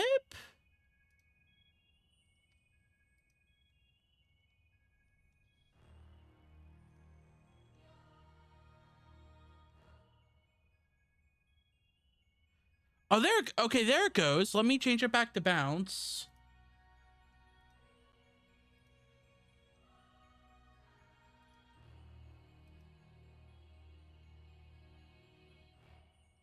Can you do it one more time, Magic?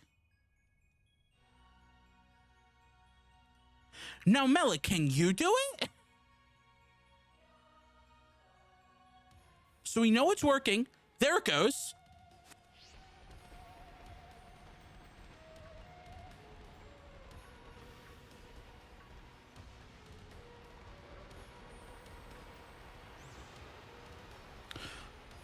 I pressed a few random buttons on my side and then I also closed the window that had it open. And now it's working. I don't flip it now. Now it's not.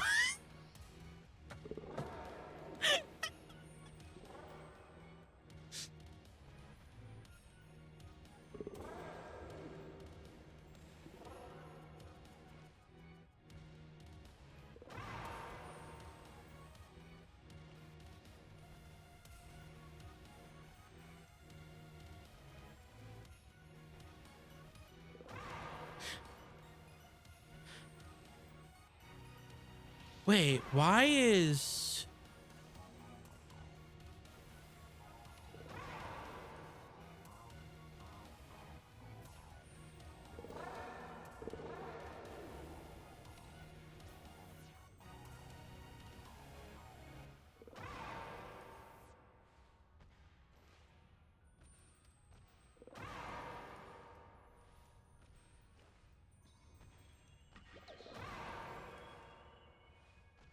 Ooh, that's weird.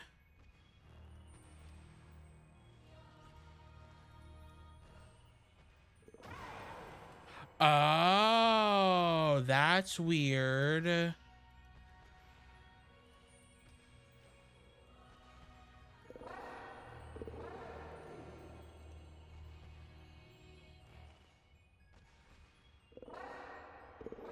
Hmm.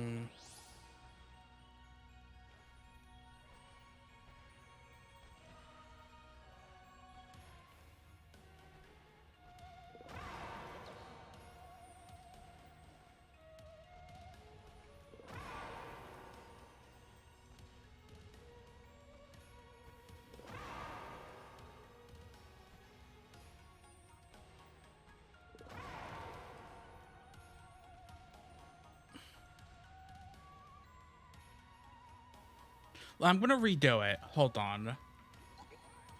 Let me use this one. Let me basically fit it, edit. I'm gonna make the size roughly that. I'm gonna make it that. I'm gonna make it around 8 seconds, and I'm gonna make it bounce. The gravity is going to be 4. Okay.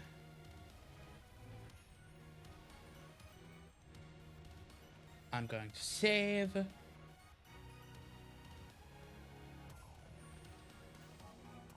I'm gonna go back. Okay. I basically just quickly, I remove.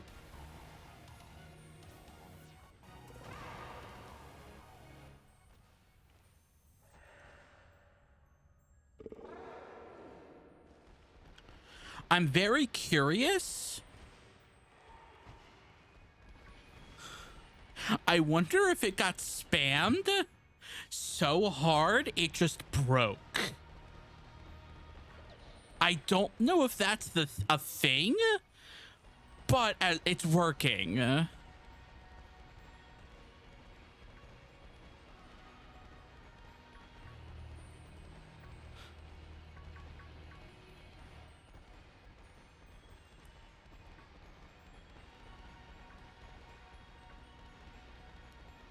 Ooh, what I do need to do... do I happen to have an Everstone?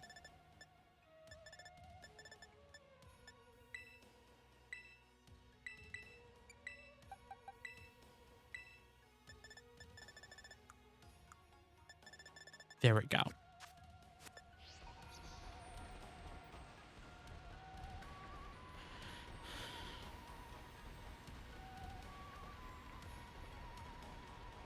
I hope you guys are having lots of fun with the bouncing emotes.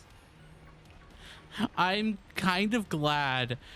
So I use a different thing than what we use on the aces for the overlay.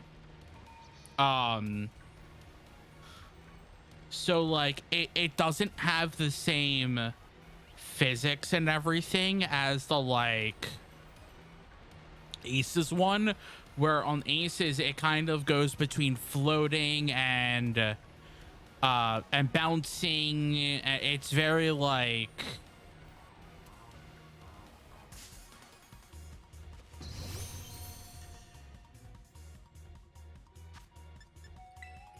okay, I'm going somewhere else.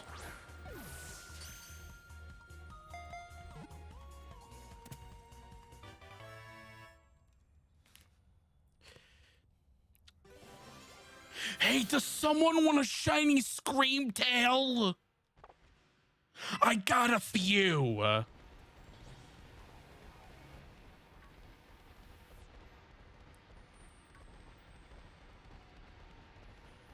I'm going to wear Roaring Moonis.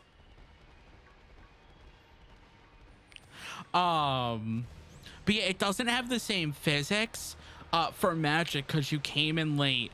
The thing that I use has 3 different 4 different settings. It can either float, it can rain down, it can snow, and the snow and the rain both have wind directions and wind speeds you can set. And it can bounce, and the bounce has a gravity setting.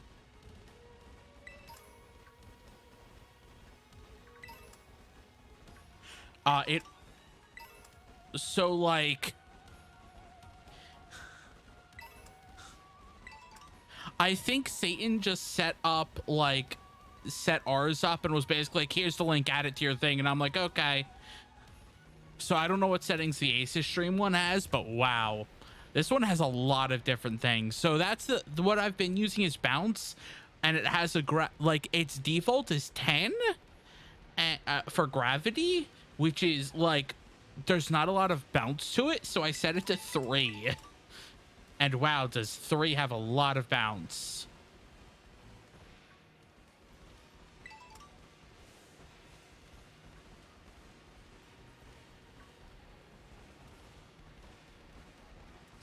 Now, can I get a shiny Roaring Moon?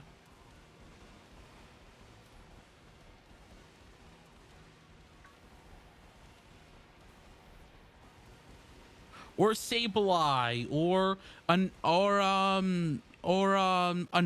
Zweilous.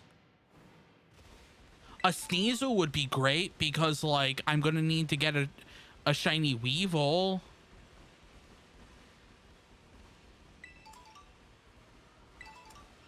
Golduck would be great because I don't got a shiny Golduck yet. Chansey? Why not? Palmy? I still don't have a shiny Palmy, and they're everywhere.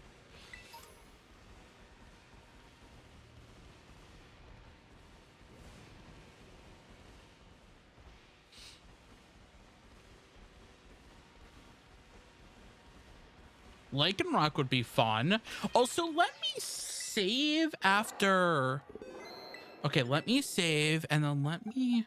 Just in the off chance that Satan comes back, let me just throw this here and let me move over here.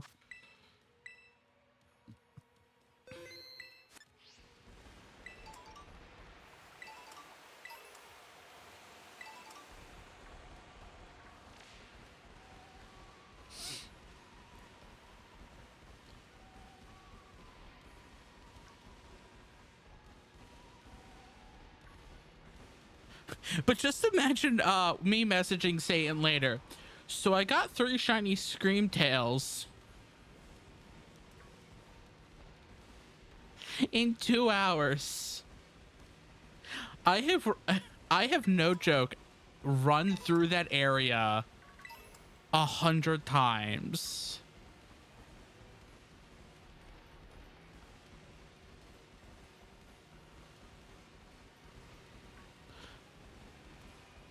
And like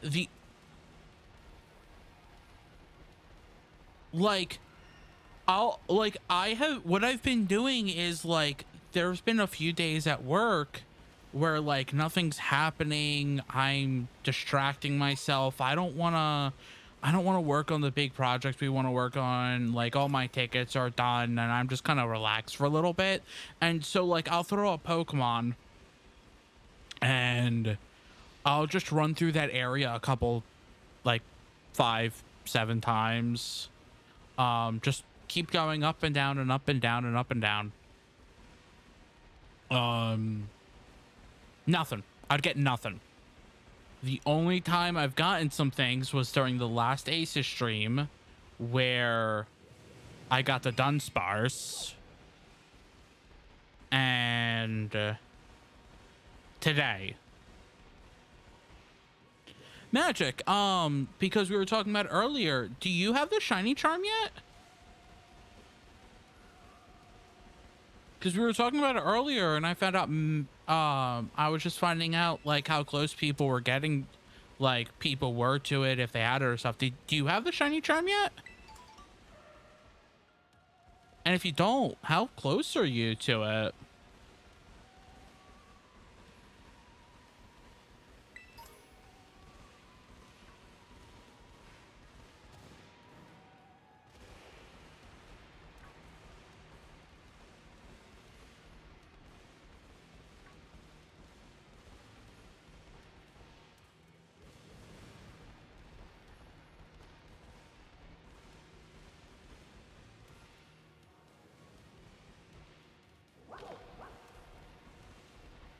Not a shiny Roaring Moon.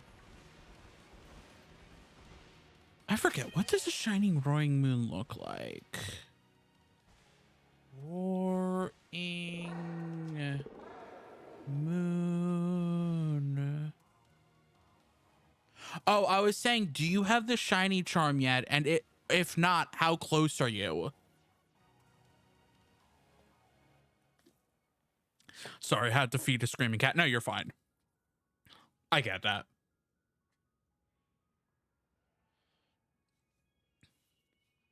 Okay, so it has a greener body. And the tips are different. Okay.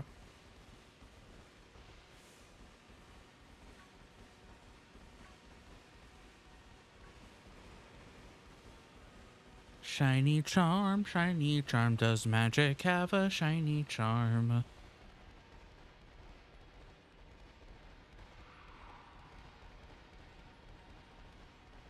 Oh no, no charm yet.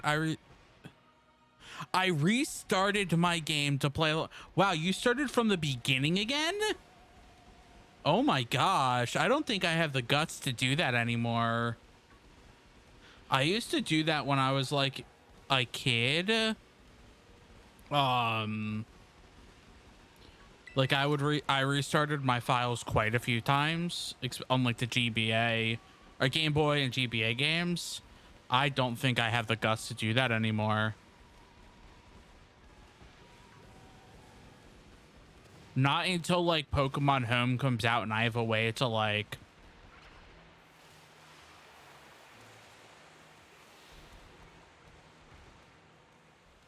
I mean, that's totally fair. I've mentioned it before that like this is the only time I've actually started this is the only time I've actually started shiny hunting. Just because like I never got both versions. I didn't have anybody to play both versions with. The times where I did have somebody who would play both versions, like the other person would like stop because they're not into Pokemon like I am. So it's very much just like this is the first time, and plus with how massive the Pokedex was by like the DS era, like good luck on getting the shiny charm then. It felt like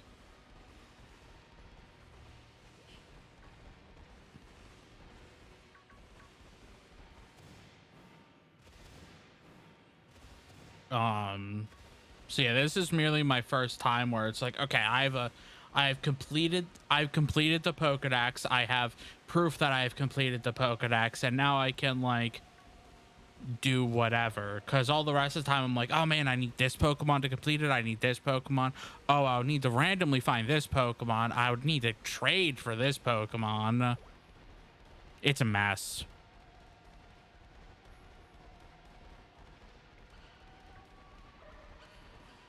Also remember, I have a very much a completionist sense in how I play games. I don't try to complete every game I play. I try to like set a goal for myself, because like there are some games that completing it is not enjoyable. Or just not feasible. So I just basically set like goals for myself to be like, okay, if I get to this point, I've done what I needed to. So like for this game, it would have been like completing Pokedex. 400, that's reasonable. I could complete the Pokedex. For other games, it's just beating the story. For some games on PlayStation and on Steam, it's getting every achievement, depending on how I like the game.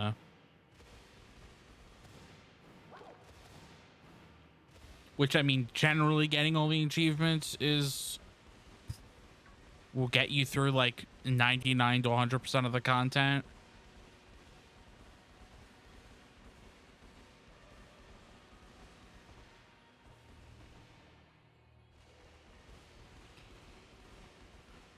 But I mean, as long as you have fun with it, right? Like, it's just, that's the way that I enjoy my games, which is why, probably on Saturday and going forward, you're going to start seeing Digimon come back, because, I I basically said to myself, there are 4 routes and I'm going to go through every route.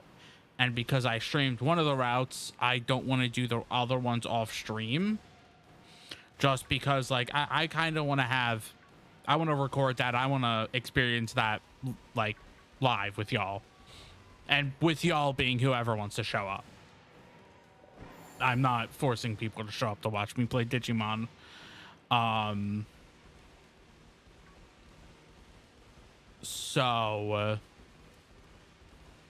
I mean, it's going to be much faster because, like, a skip button exists. So, like, I'm going to be skipping through so much dialogue.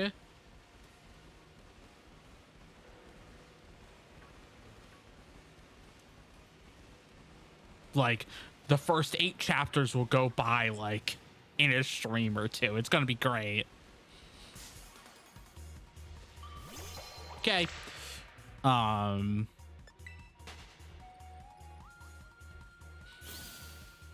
But it's just like that's my completion for Digimon Survive, basically. Like, I'm generally probably, once I'm done all the routes, I'll probably do another one where I'm going for, like, another, like, quick playthrough where I am going for getting all of the Digimon so I could get the last of the achievements and stuff like that. But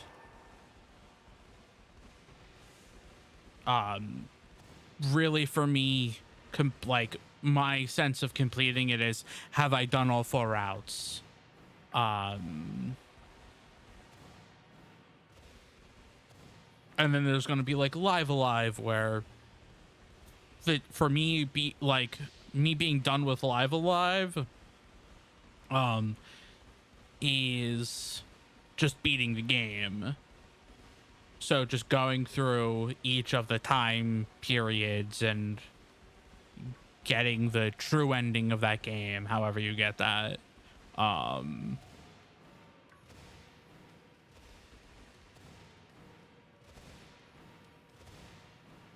thinking about doing another game, probably, like, every once in a while, that the completion for me is going to be a little bit more intense, and it's actually going to be a lot of fun for me to do it on stream because I did it back in the day. And I mean, it's a lot, and it's a lot of just doing the same thing over again, but I had so much fun with it. So it would very much be a very chill game of just hang out and just have fun with it.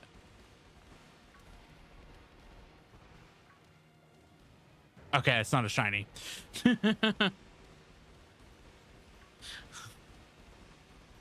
The Roaring Moon spawned in a wall, and so I had to make sure that, like, I had to look at the tips of its feathers, wings, to make sure that they were the normal color instead of the shiny color. And I don't know if any of what I said about me and completing games made any sense to anyone.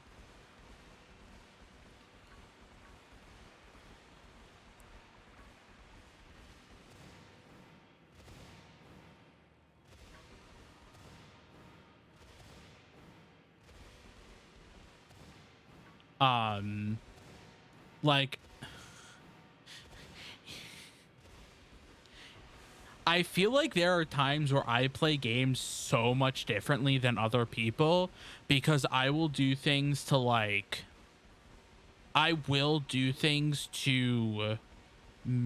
like, if I go into a game being like, I am going to get every achievement, I will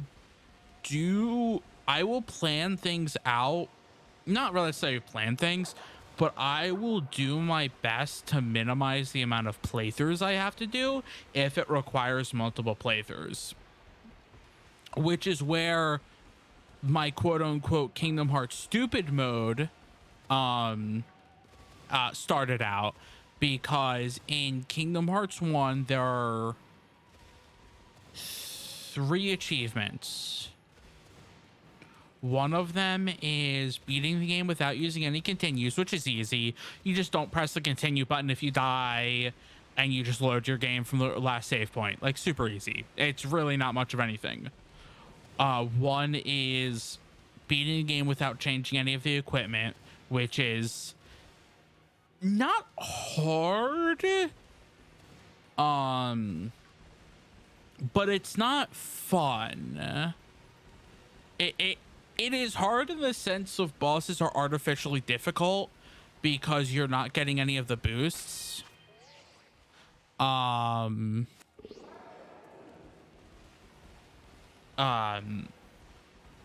not getting any of the boosts from like the different equipment, so you're doing minimal damage other than level ups. So it's just bosses take long, like bosses and enemies just take longer to fight. And then there was an achievement for beat the game in under, I believe it was 15 hours.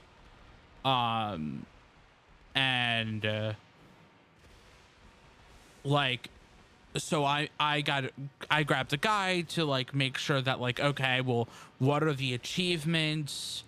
What's the, like, what is this like? Because there's a very popular like trophy guide, achievement guide website called Power Picks and True Achievement. One of them's the PlayStation version, one of them is the PlayStation, and I mean it works for Xbox too, and True Achievements is for Xbox, but like it works for PlayStation, and Steam if it's on Steam. And they're like, okay, you're gonna need to do like 5 or like 4 different playthroughs. Like, you can probably combine the no continue if you really want to. Like, don't, like, you'll do your speed, like, you'll do your normal playthrough, probably on the hardest difficulty. Then you'll do your speed run. Then you'll do your no equipment change run. Then you'll, and you can probably just combine that with your no continue run or whatever. But I'm just like, no, I want to minimize this to 2 playthroughs. I've beat Kingdom Hearts enough times. I'm going to minimize it to 2 playthroughs. So all of the stuff that require, like, so all 3 of those achievements, I'm going to do them at once. I'm going to speed through the game. I'm going to not change my equipment, and I'm going to not press the continue button. Screw you. I'm going to do it. And so I basically, like, I looked up a speedrunner's guide and basically did some like tried my best to like follow what the speedrunners do, like without doing like changing equipment and stuff like that. I didn't nearly get most of, like, because they have special like moves that they do to like decrease the time. Like there's a skip for like, oh, if you use this one summon in this certain way, you're able to get enough air to like skip half the level in one of the worlds. I wasn't able to get that to work, so I basically just ran through the level as quick as I could.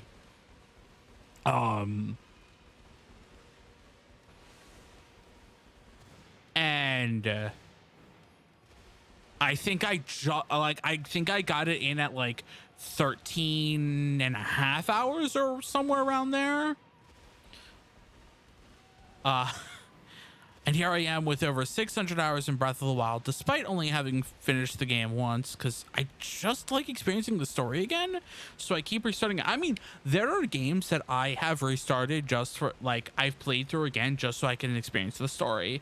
There's more than likely going to be, like, a few games that I will stream that are going to be me playing through again just so I can experience the story. So I totally get that.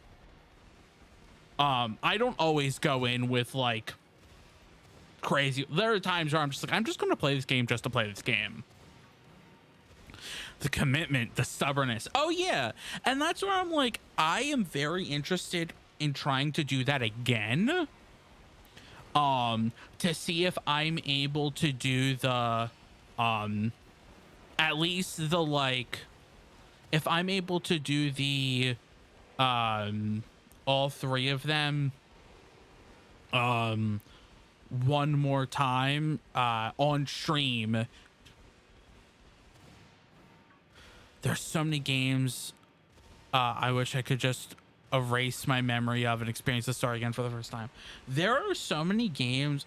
See, my thing is a lot of the games that I tend to go back to are games from my childhood, or games like related to games of my childhood. I feel like there are very few games that I played as an adult that have hit me hard enough that I would want to experience again. Personally, I don't like Breath of the Wild, but that's because I just don't like open world games that in Breath of the Wild style. But that's just my personal opinion, right?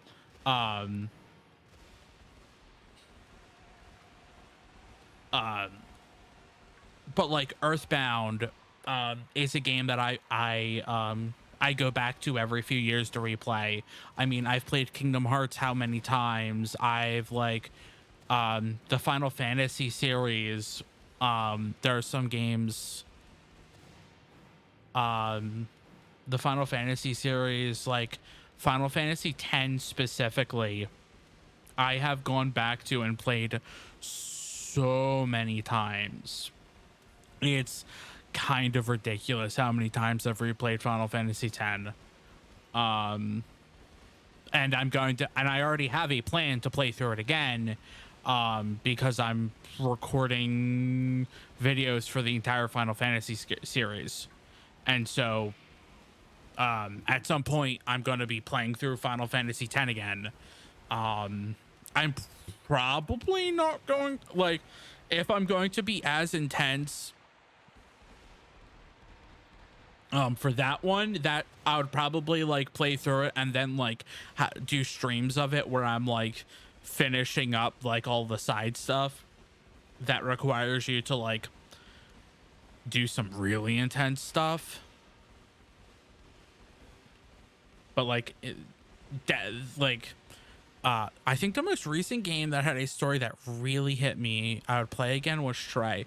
And Stray was I think Stray was like, so when a game comes out, I always look at the achievements if I'm halfway considering buying it, just to be like, how feasible is achievement / trophy, like getting all of them. I'm not guaranteeing I will, just how feasible is it. And Stray, I feel like that roaring moon was in the floor. Okay. Stray, I think, was like short enough that like there's an achievement on Steam, PlayStation, Xbox, whatever it's on, to like beat it in under like 2 or 3 hours. So I'm like, yeah, I can see playing through that again, because it's not, it's like, once you know what you're doing, like, it's not long, but it's also like, I can totally also understand, no, but like, you gotta just exist in the world. You gotta mess with the carpets and throw stuff off tables and yada, yada, yada.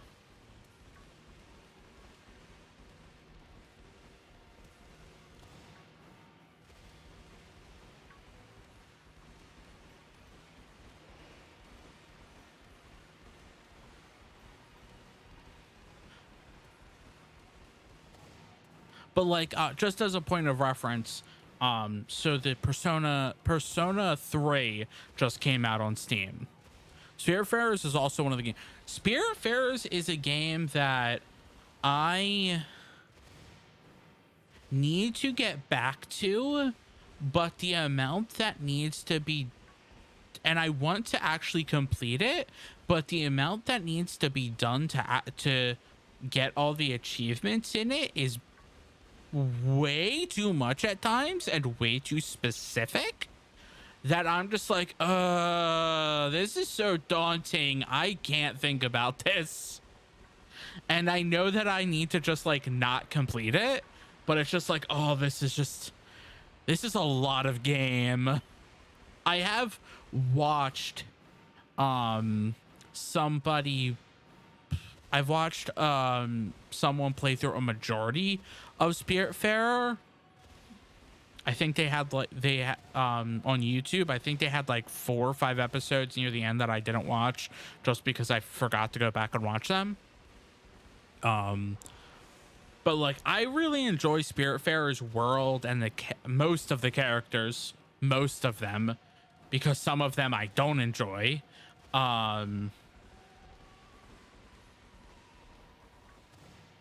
But like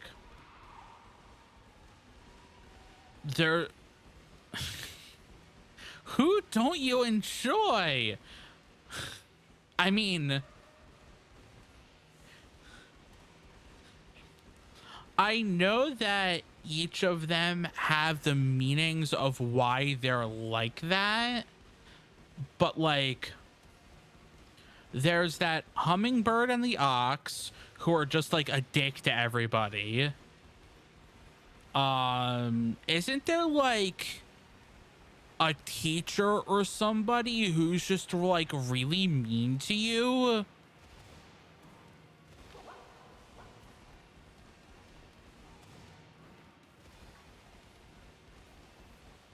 She might have been like a DLC. I don't know if she's like a DLC person or if she was just a late game person that I didn't see, but I did hear that like there's just somebody who like who's very mean to you, who actively dislikes you more if you give them hugs and stuff like that, and it's just like very rude, and I'm just like, the teacher's pretty late game, okay, and I'm just like, no thank you. I think I think the people who I watched had, but like I know for a fact they had and if you decorate her house she gets mad. I know that they had the ox and hummingbird because I think I watched the scene where they went through the spirit gate, which is a very sad scene. Like I understand why those two were like that. As a background thing, but like, and I think the people who I watched had the teacher, or like just got the teacher or something like that. And I didn't watch the last 2 people go through the spirit gate. I think I cried the first time I played and had to escort Alice to the spirit gate. I mean, yeah, I remember. So I watched it before I played some of it. When I remember watching it, and I think it was a few of them got me. I think the uncle got me. I forget his name. The frog uncle.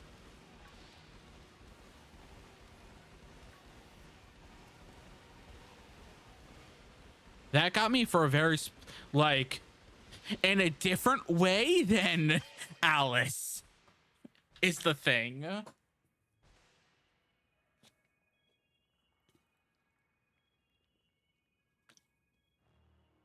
At all. Yeah, you like his goodbye and I'm sorry, this is gonna be some slight things for Spiritfarer. I'm sorry. Gosh dang it, I did it again. Yeah, he just was like, let's have a feast, get everybody's favorite food, and then we're gonna have a feast together with everyone, and then poof, gone.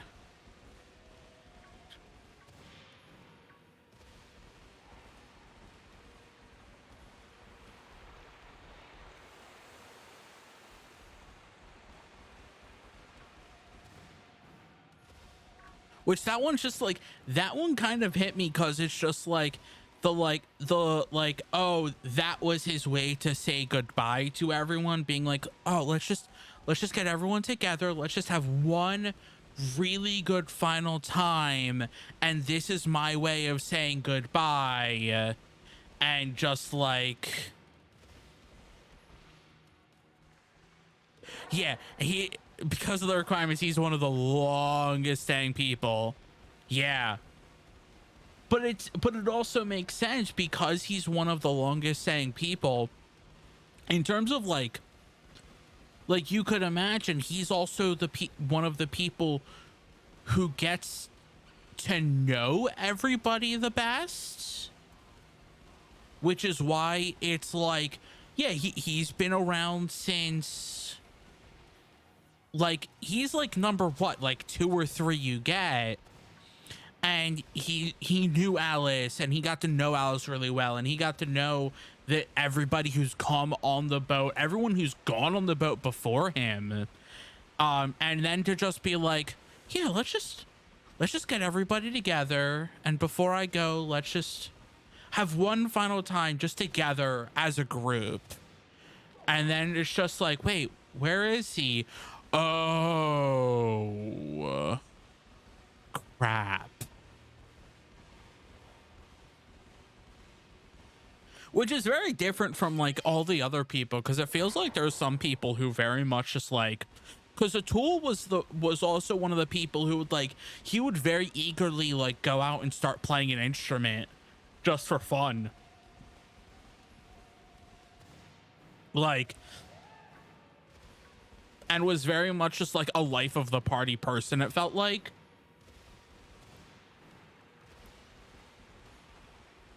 And just getting to know everyone and everything. Like, it was very much just like, this hurts. Oh, that game is very good. And what its whole background on what, like, everything is so good.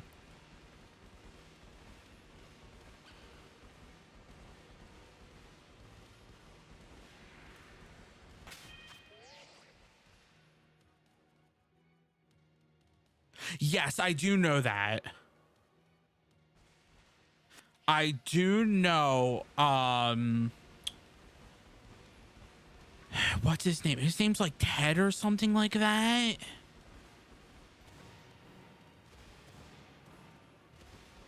Buck, yes. I don't know why I said Ted. Buck. Yes, because the people I watched had gotten Buck and were starting to do the DLC stuff, where like you meet Lily, you meet the nurse, and yes, I do realize that the captioner thought I said the F word, but I did say Buck.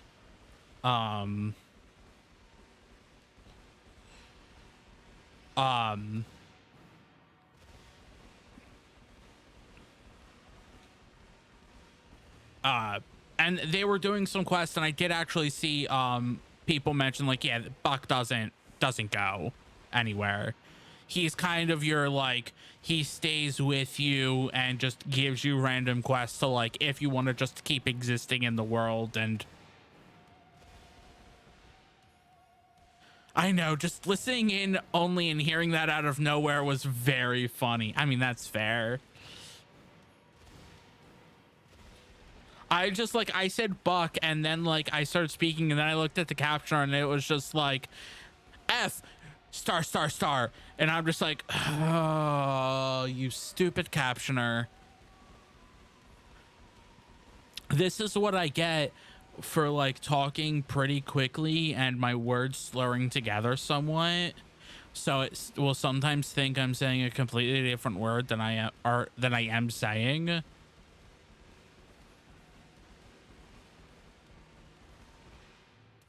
Yeah, I think they say in game that he technically already traveled through the gate, so we can't. Yes, something like that. I know that. I think I saw that, like, something like that.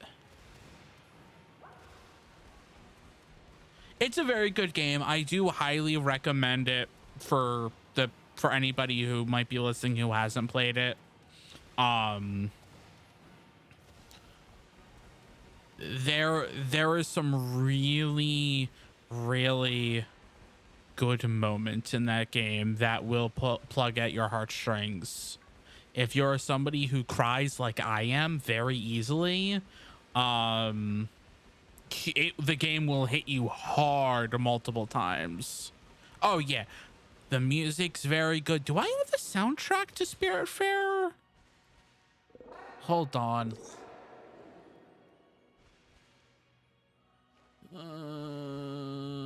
Spiritfarer Farewell Edition. Yep, I have the entire soundtrack to Spiritfarer. Because, yeah, it's so good.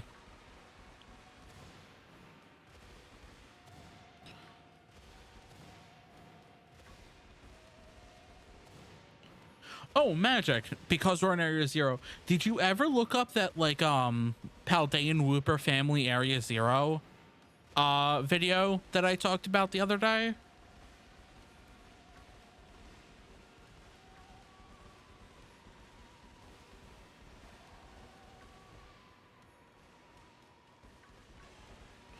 Yes, it was excellent, wasn't it?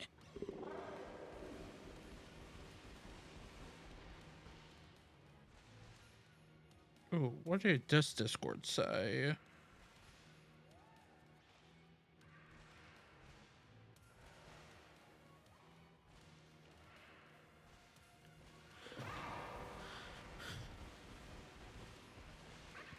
Highly recommend Malik if you want to see something really funny and really good. Paldean Whooper Family Area Zero.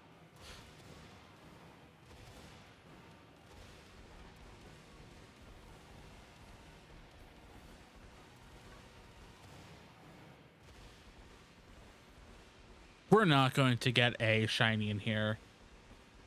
I also should probably be ending at some point.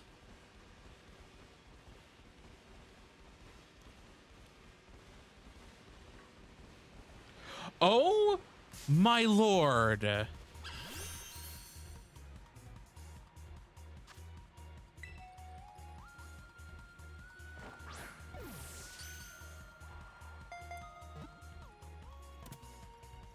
Shiny number 5.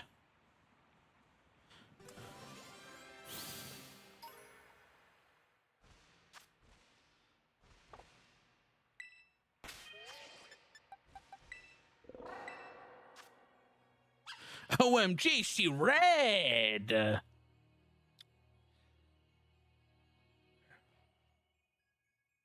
Yeah. Flaming Cheeto. Yeah, I think that was the joke that a lot of people have said is flaming Cheetos for the Palmy line. But I just find it very funny.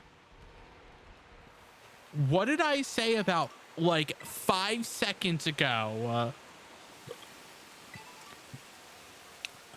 Exact wordings. I don't think I'm gonna find another shiny.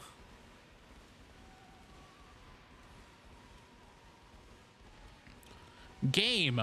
What you say? You want another shiny?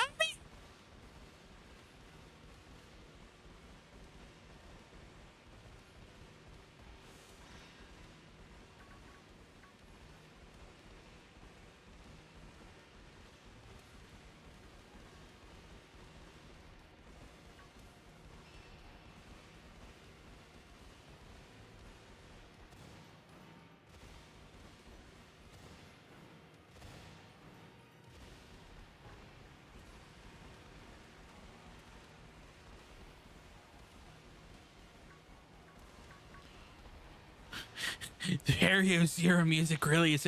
It is. But the problem is, every time I hear it, I just see Clodsire.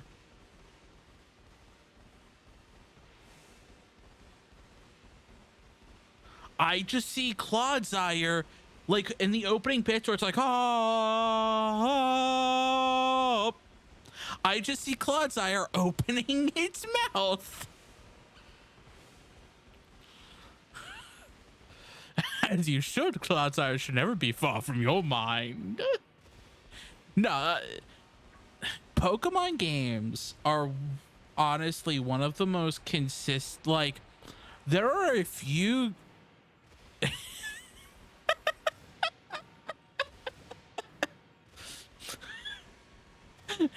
He is so shaped. There are a few franchises where I could say this game is bad, but even when I'm saying this game is bad or this game has problems, music is never the problem in some of these franchises. Pokemon is one of them. Final Fantasy is another, where even the Final Fantasies I really don't like has some really good music. Like, I think every mainline Pokemon game has a phenomenal soundtrack.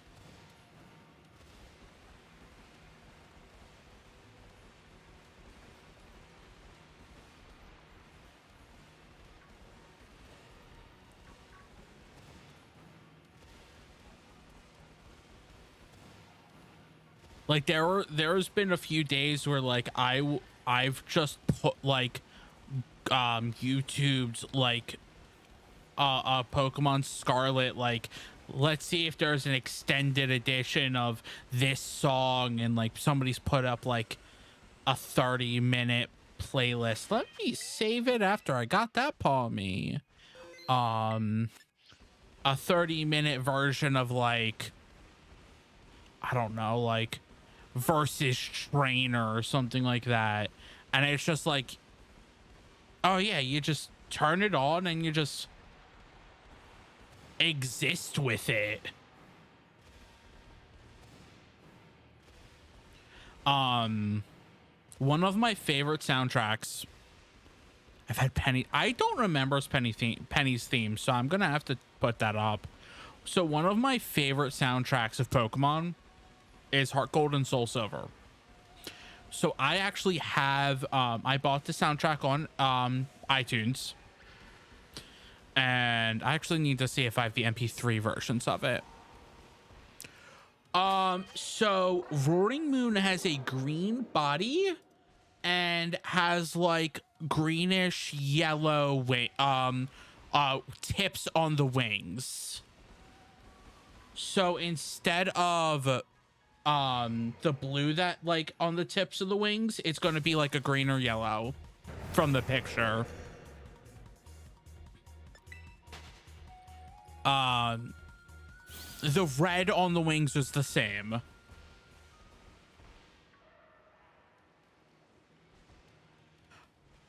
Oh, if I did, then I didn't notice it. No, so the red of the wings itself, the red part doesn't change.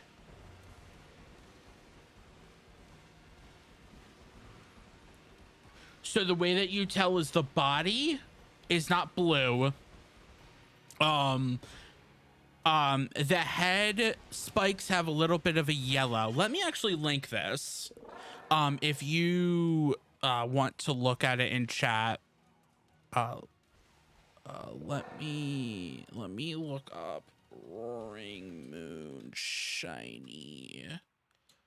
Let me get images.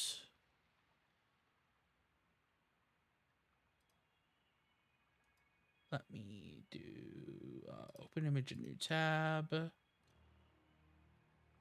Sure, let me do this.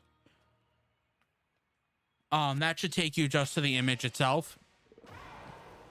And you'll be able to see the like, that's what the shiny Roaring Moon looks like. So if I passed one, then whoops, I just passed the shiny and literally did not recognize it.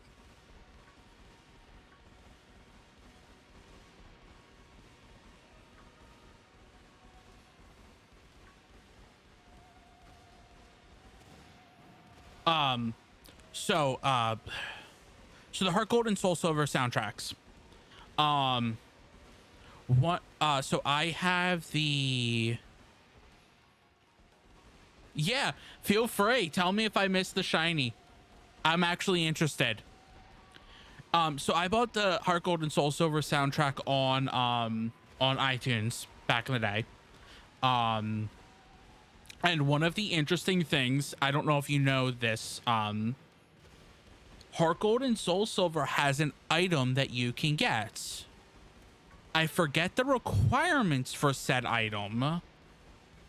But what it does is it makes the soundtrack 8-bit or 16-bit, I forget what, but they basically implemented, and I'm not even joking, the entire soundtrack a second time in a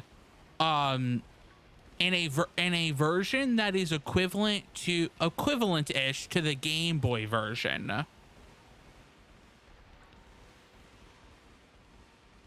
And so, if you actually look at the Heart Gold and Soul Silver soundtrack, it is like 400 songs because the soundtrack has the original versions and it has the Game Boyified version of every song. And I mean, like, I think it even has like the title screen, which I don't even think you can get to the title screen with that item to change it. But I think they just implemented it so that they could just swap between it and have no issues.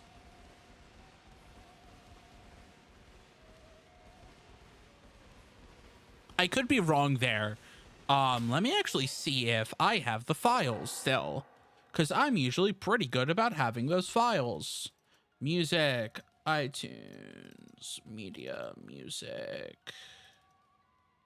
That's Octopath Traveler. That's that.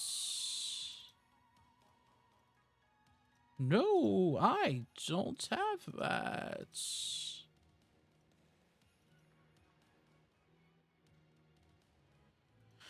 Now I'm very interested. Okay. Hearts, Gold, Soul, Silver, soundtrack.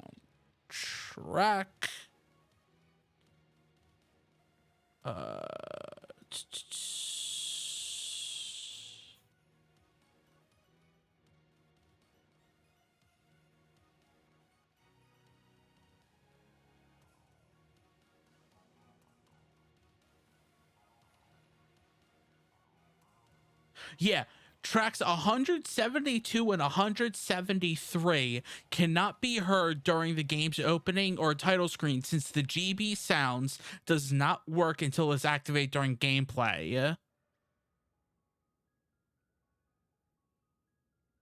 Oh yeah, they came out in 2009. That sounds about right. So yeah, there are like the entire third disc is just the GB Sounds font disc, which it's not the entire thing. Like, there are some songs that are not there. Like, there's a song for Arceus that isn't in the GB Sounds font, and stuff like that. Because it's apparently a 3-disc soundtrack and only 1 disc is, it's like a 1-disc equivalent. So like it's not the entire soundtrack, but it's a vast majority of it. But yeah, they basically just redid most of the stuff, including stuff you can't hear. It is insane what they did.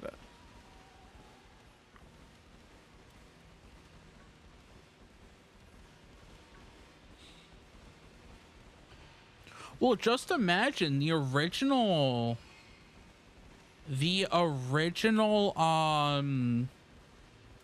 Gold and Silver came out, what was that, like 99 in the West. I think it was like 2000 was Crystal. I could be wrong there, but like it was something around like that. 1999, 2000.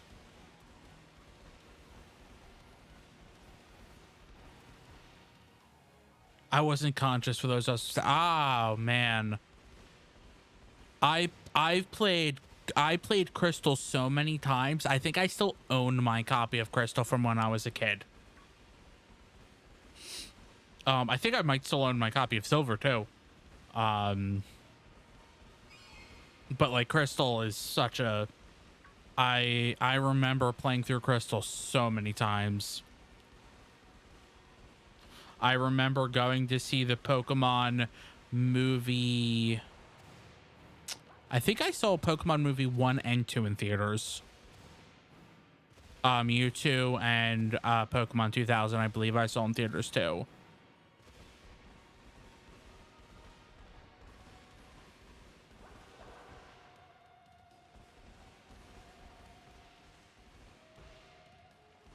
I think I sold my copy of Heart Gold as a kid to my cousin, plus my Pokewalker that came with it. I think I've lost my Pokewalker, which apparently, I don't know if you know this, the Pokewalker is like one of the most accurate pedometers.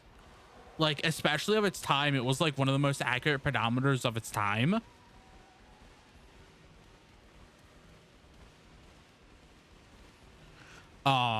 I assume like better ones have come out, but like I think around the time it came out, like people are like, no, this is like one of the best ones out there, and it's for Pokemon of all things. Like what? I think I still own my copy of Heart Gold. I think the problem is I know I lent it to my ex because my ex was playing it, and my stuff had been erased on it. Because I think I had transferred all of my stuff to my Pokemon. No. Yeah, I transferred all my stuff to Pokemon X through like Black and White. And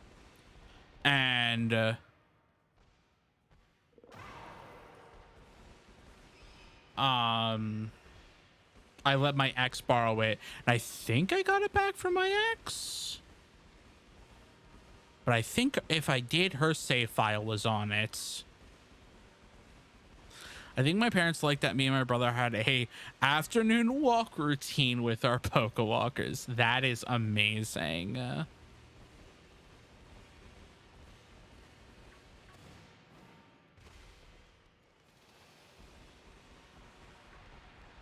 I mean, I've said it before. I grew up with Pokemon. I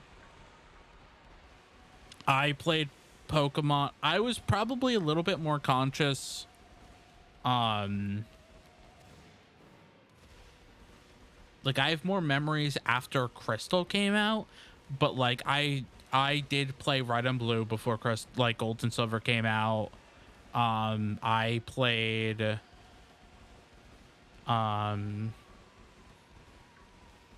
lot of Crystal. I've played Emerald like a few dozen times. It was like, I think it was after Heart Gold and Soul Silver I stopped. No. Ooh, I think it was after Emerald I stopped. I think I might have gone. I don't remember if I got Heart, like if I got Heart Gold and Soul Silver after I got back into it. No, I think I had it beforehand. I don't remember. Generally, it was after Emerald that I stopped playing Pokemon. Heart Gold and Soul Silver might have been the exception, but I know I didn't play. I know I played Platinum after I played X and Y, and I played Black and White after I played Platinum.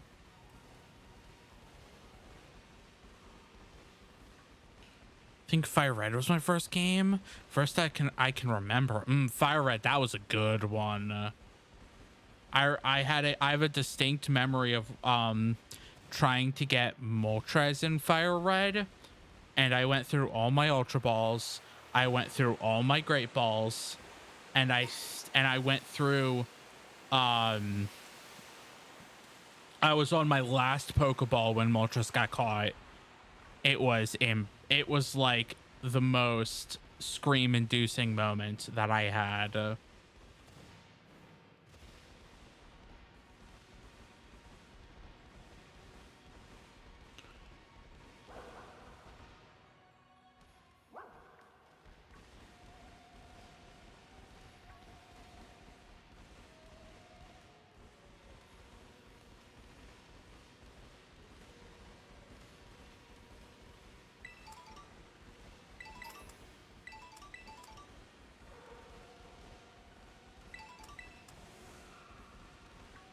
Fire Red was a very good remake. I do enjoy that they remake the games every like few years. As much as also give them crap of basically they've remade the first generation so many flipping times, it feels like. Even though it's only been the remaking it twice. I was and still am just always the type of person that refused to use a Master Ball. I will use the Master Ball in the box legendary. Or on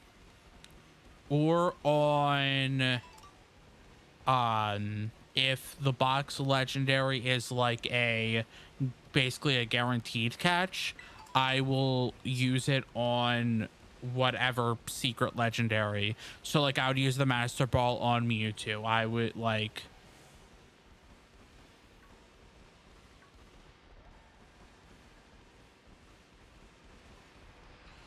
in this game I used it on Koraidon. I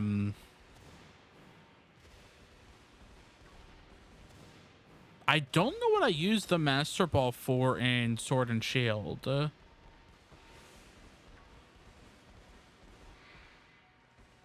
Yeah.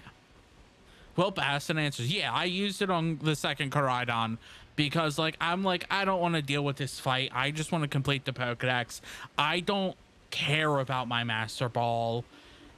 If there's going if they release any DLC and they add some things, like I'll just flip and use Ultra Balls or whatever other ones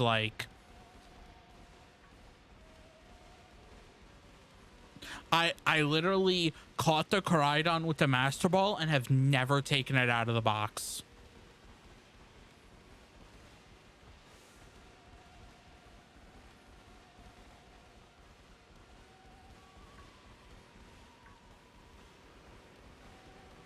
It has sat there forever. And how many hours in this game have I got? Hold on. In 137 hours. Well, duh, I was mean to your Koraidon. Why would you ever replace your buddy?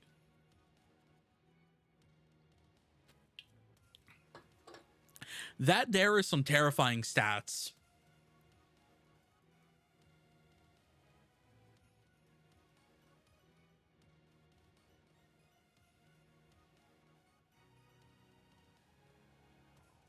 I feel like 137 hours completed Pokedex, 26 shinies.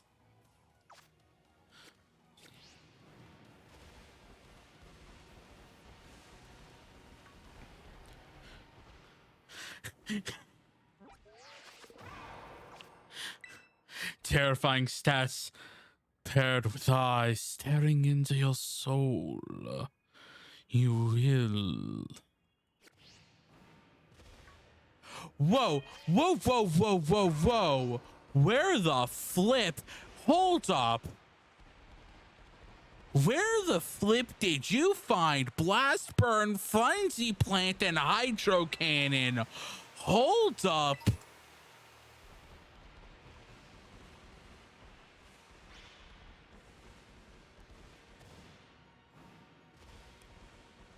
What?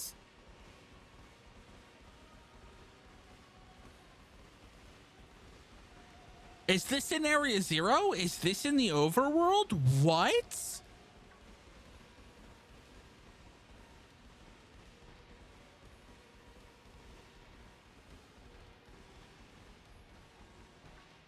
Hey, I'm Brown.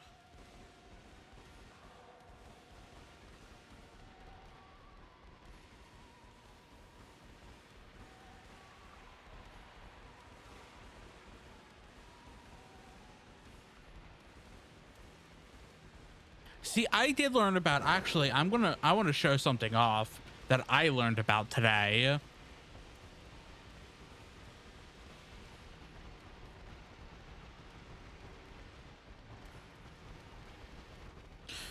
Get out of my way.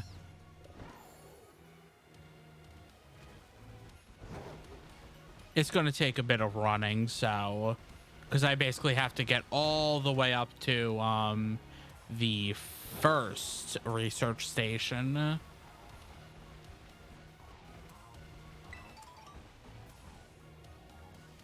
How can I tell you if you're a shiny?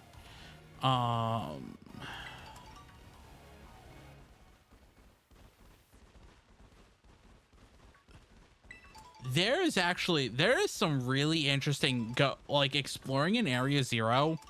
There is some really interesting secrets. Just like caves hiding out and stuff like that,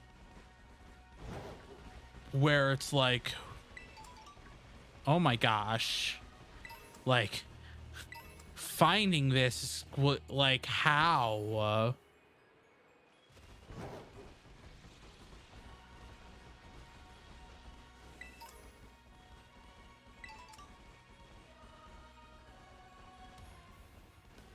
So let me get up. Let me see if I can find it. Ow.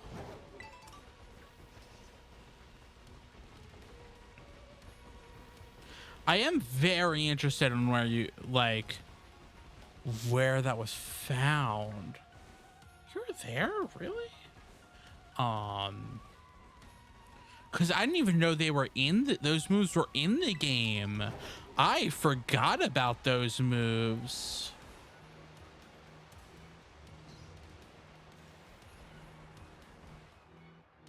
Me walking there is here. Oh wow, this place is amazing. Not like abandoning my son for multiple years so I can stay here with my research, but nonetheless amazing. Let me see. Let me throw this over here. Interesting. It's just in the side of the mountain. Huh. Well, and here's the thing, right? Like, the abandoning, like, I feel like we're, like, if there is DLC, we're going to get a bit more context to that, because I feel like the DLC is going to be heavily involved with redacted.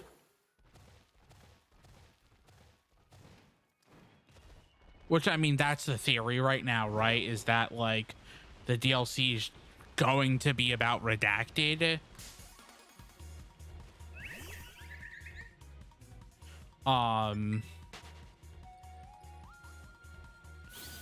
Because, like, there's a huge loose thread there, right? Where they set up redacted, and it's kind of like, well, what is redacted? Like, what is this, where did this shiny, or not shiny, this terrestrialized phenomenon come from? Because it came from redacted, but, like, what is redacted?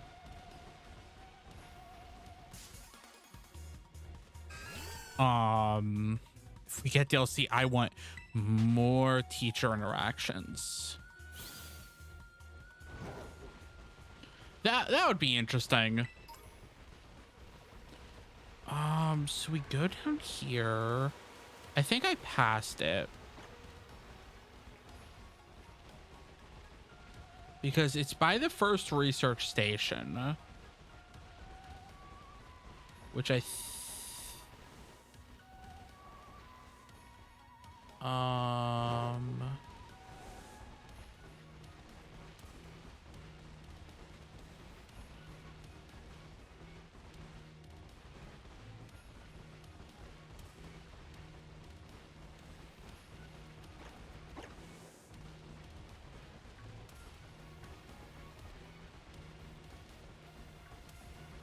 So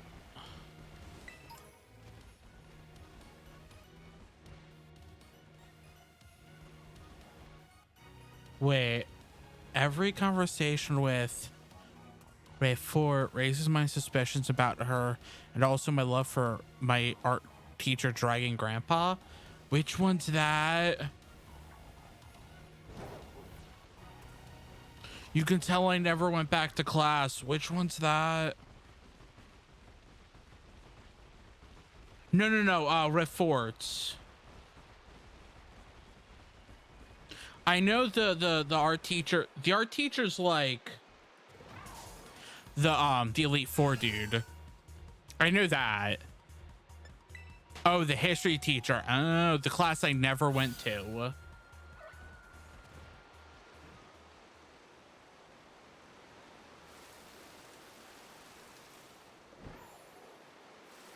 Oh, here. There's just a random cave over here.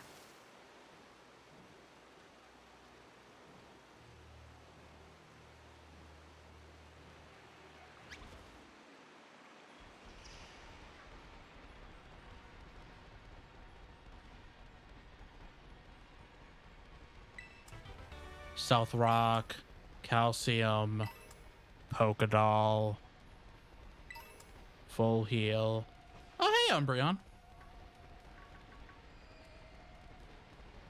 But it's like, wow, like you really have to go looking to find this cave. Apparently this is this cave, if you do the normal encounter power, you can find a lot of chances in here, because like this is probably like a spot where it's like chances one of the only normal ones that you'll find, if not the only normal one. Umbreon, my beloved. Is Umbreon so shaped too?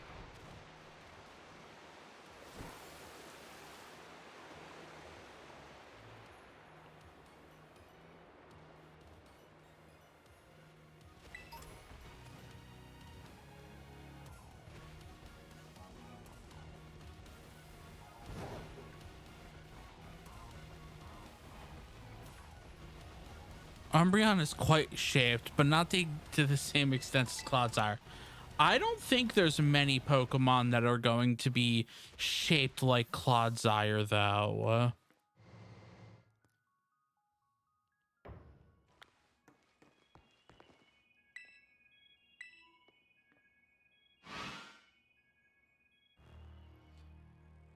Yoda.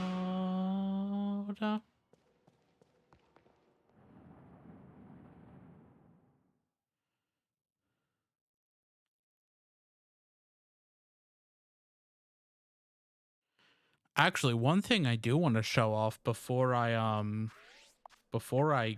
go to let me go back to the school real quick.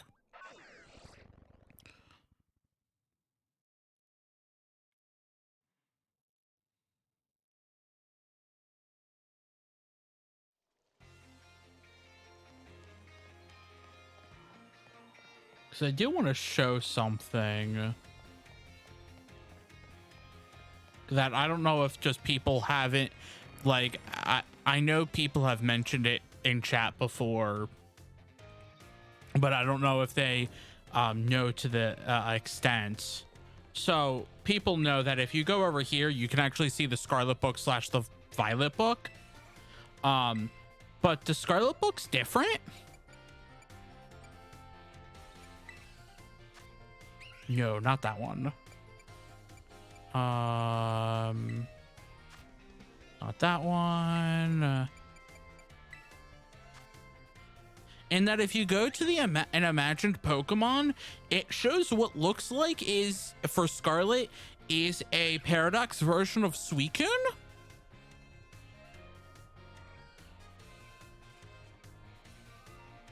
And the Violet one has a different Paradox Pokemon.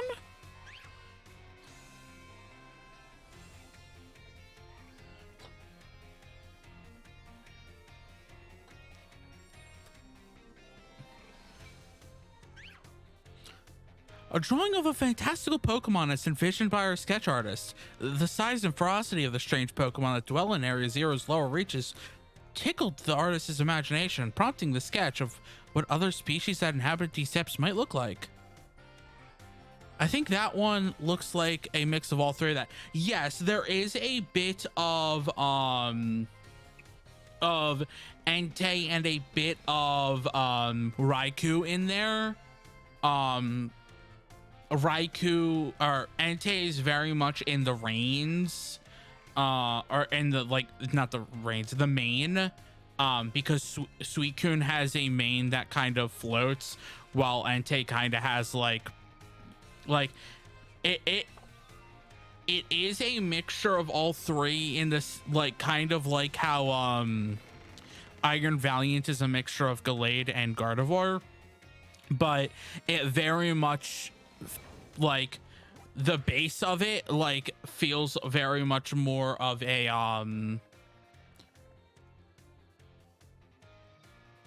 oh wow, you were like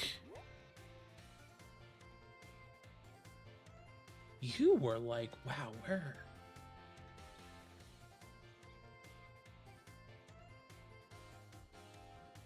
You were like here.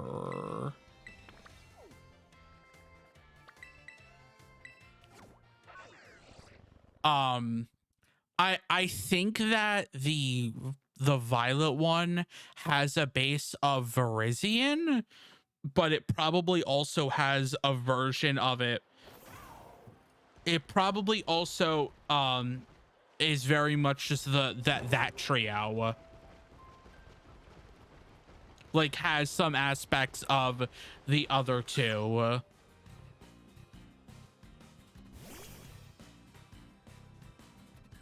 I actually haven't seen the picture of it. I just know that that one also exists. But I mean, by the description, it's like, oh, this is of what, like, it's a possibility. It's based on the artist's imagination, yada yada. But it's got people thinking that, like, the DLC is going to involve, like, some more Paradox Pokemon coming through.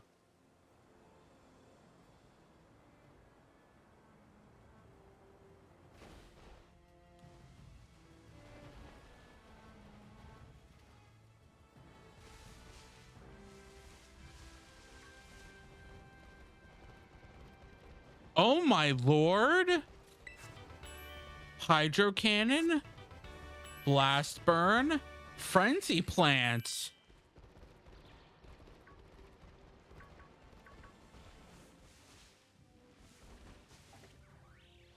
Wow.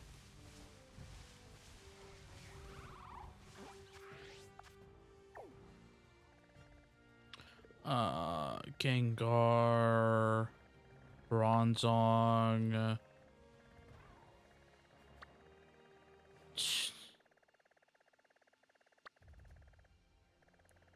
Who's the dragon? I gotta say.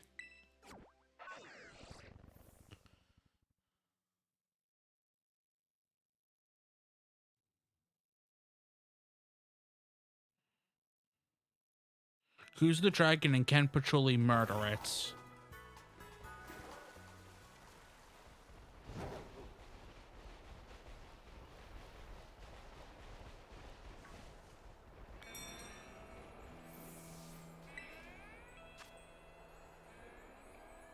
Oh, yeah, Patchouli should be fine.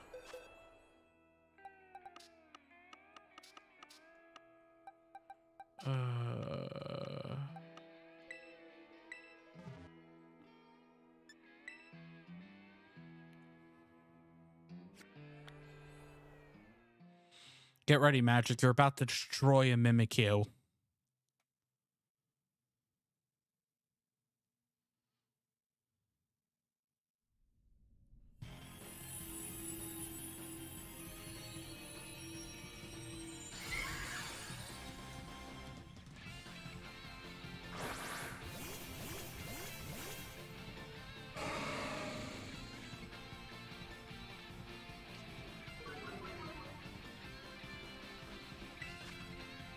Because you're just going to belly drum and then you're going to play rough.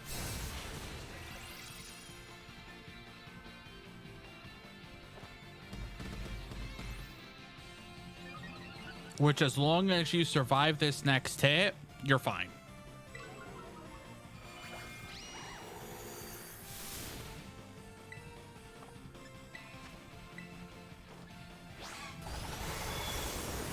Oh, hey, look, you're fine.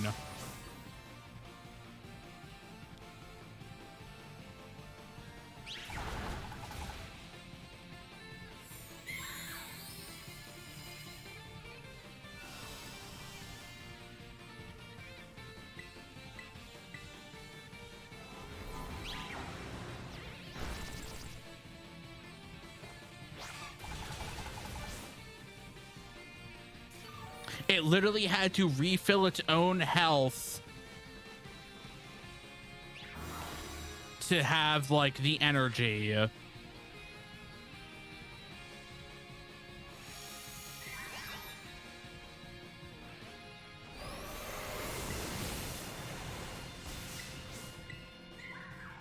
This isn't even an Azumarill that's set up properly. I don't have it set as a Fairy Terra type, which would destroy this Mimikyu even faster.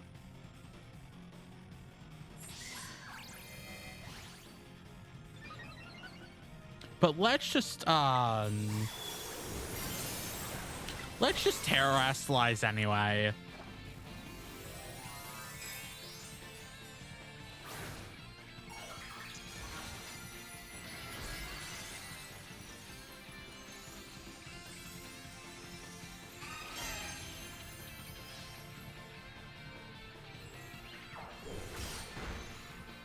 Which probably actually just made it easier for... Wow, it got some more health back.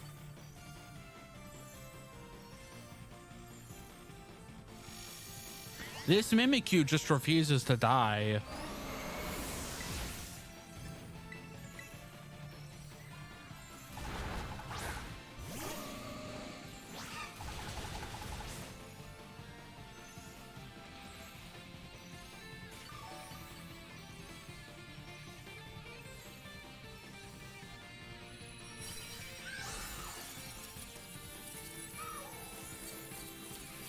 Yeah, I don't want you.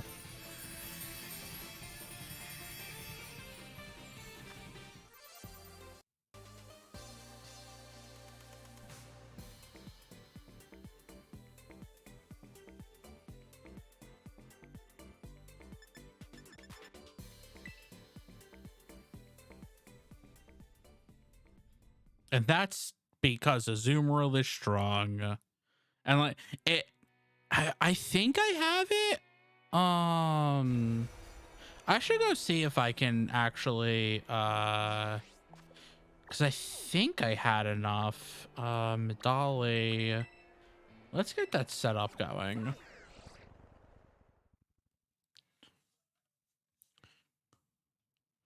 The strong Bun. I think I got enough of the Terra shards to do this. I just never went and did it. Oh, if you don't know, if you collect 50 Terra shards, and after you've beaten Larry, you can just come back to this restaurant and change the Terra type of any Pokemon to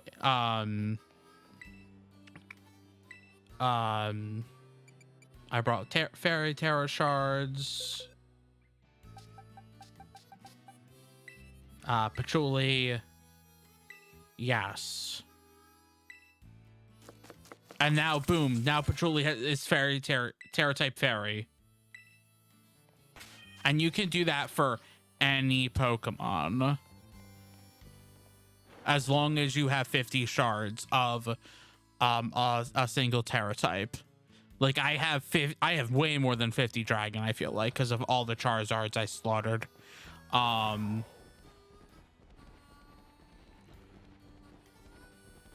So like I could just change something to have a Dragon Terra type just for the heck of it.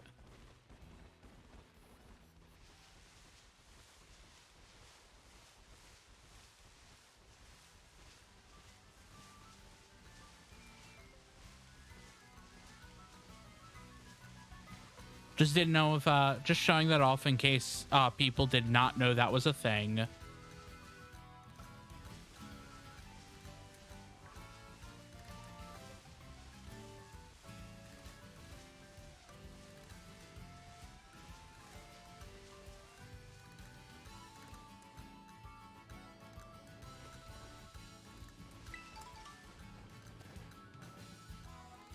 because it's very good for strategizing, especially if you got a Pokemon and you're just like, well, it's the wrong Terra type from what I need, and just Larry, what a guy. Larry is amazing. Like it, like he's like, the fact that he's kind of the most like non-unique Pokemon gym leader, but is so relatable and unique in his own way that it's just like, you can't hate Larry. But I mean, also the twist of the Elite Four kind of is just like, wait, what? You can do that?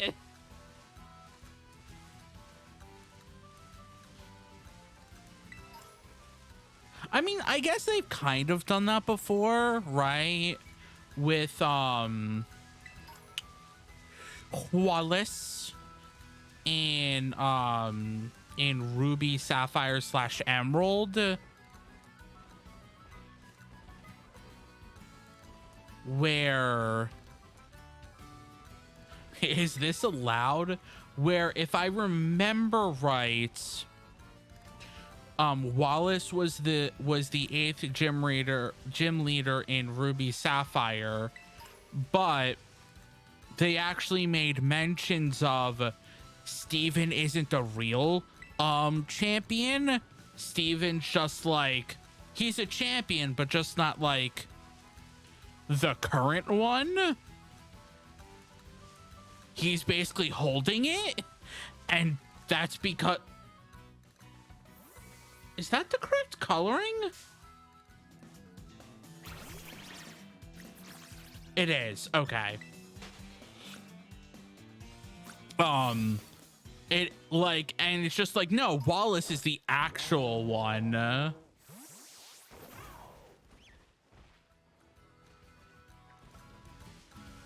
So they technically have done that, like, where a gym leader is also the champion,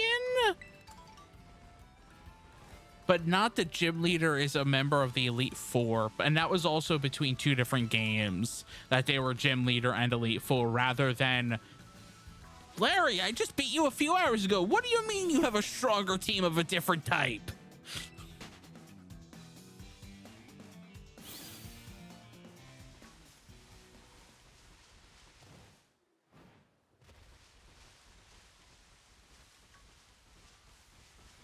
I love, as much as this is a crappy game, I love this game. And it's not a crappy game as in it's bad. It's just like,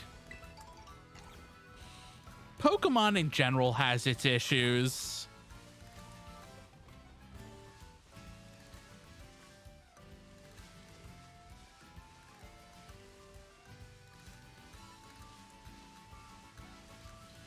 Also, it's hilarious. I've been down in Area Zero for so long. I'm like, are these the correct colors for these Pokemon? It's been so long. I don't know. I know the shiny for this one. That's a Zorua. I didn't want to hit that button.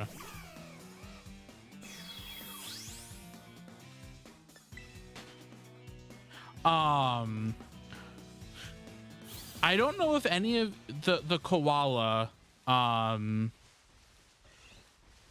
don't know its name off the top of my head. Komala or something like that.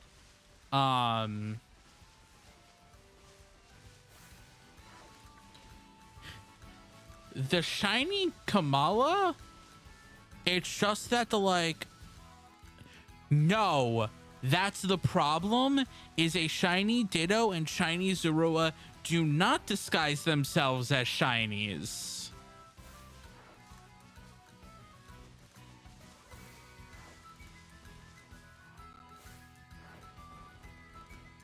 If I remember correctly, they disguise, and from videos I've seen, they disguise themselves as normal Pokemon.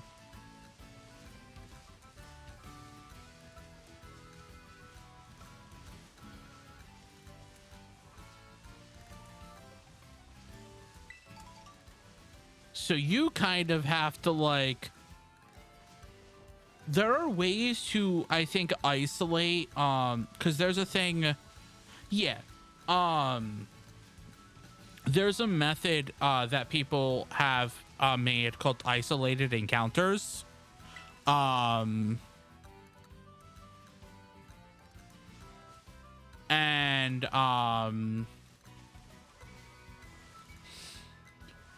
basically what it is you some Pokemon can't be isolated encountered, but you oh, by the way, what I was saying is Kamala there, the stump is pink. That's what's shiny about it, is the stump that it holds is pink. Now just Scizor, ooh, good luck. I mean, you're gonna have to like trade for it, or like to get super lucky with a 5-star. Like, at least that's not too bad. But are you a shiny?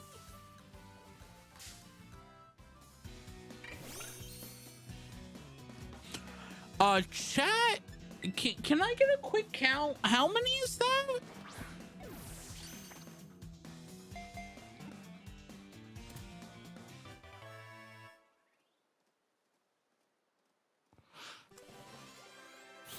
Was that number 5 or 6?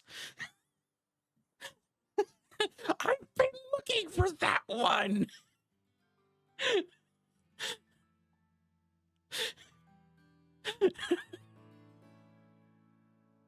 I'm sorry. Actually, that's super wait, hold up. Let me check to see the thing that you were talking about. So Deerling, cause you mentioned the other day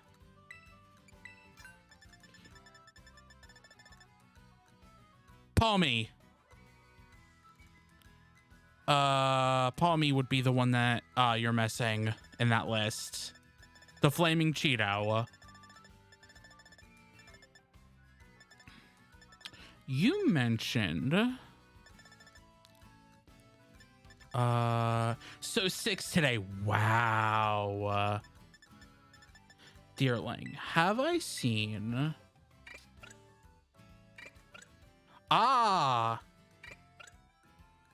oh, that's cool.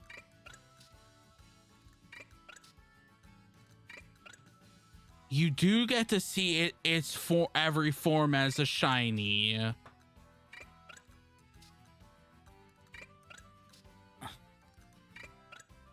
If you get one form, that is cool.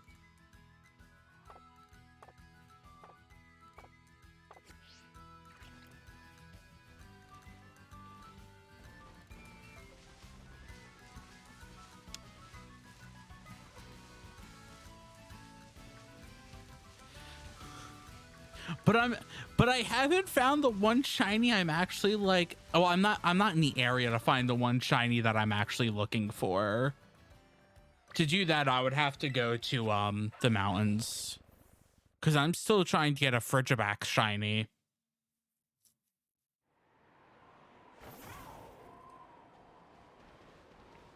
I have not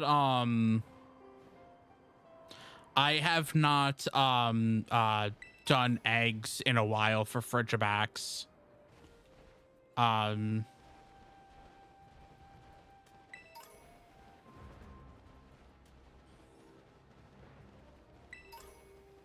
So I haven't gotten it yet. But apparently with the shiny luck I'm getting today, so apparently what you have to do to look for the way, like, the tell for Deerling is, I guess, the leaf on its head. It's normally yellow.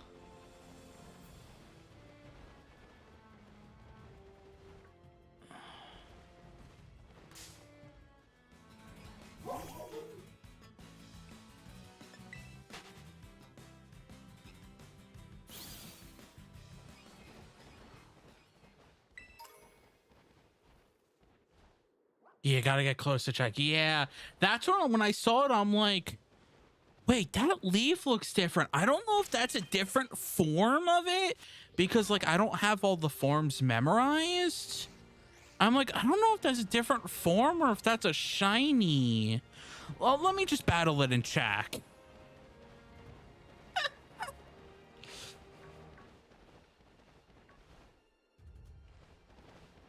Oh my gosh, I accidentally ran into that. The one thing I don't know, graveyard, I don't know, and graveyard and sea titan, I don't know how you tell them like out what their tells are for their shinies. No. I am not a king of shinies.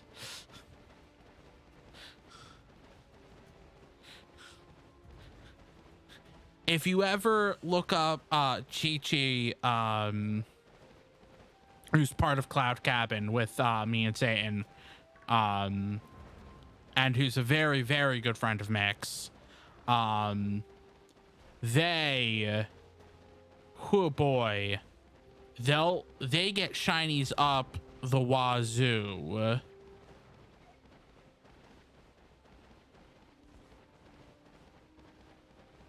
It's like every time they play Pokemon, it's just like shiny here, shiny there, shiny everywhere.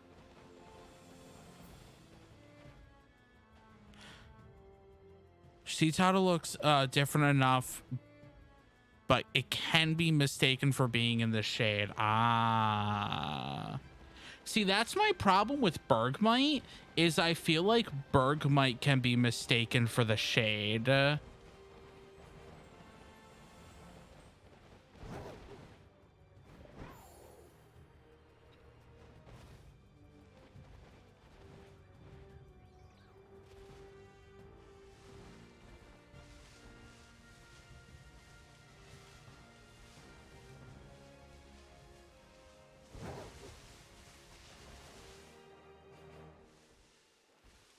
Now that I know I need to look at the leaf, I'm just like, ooh, will I find one? Will I find another one?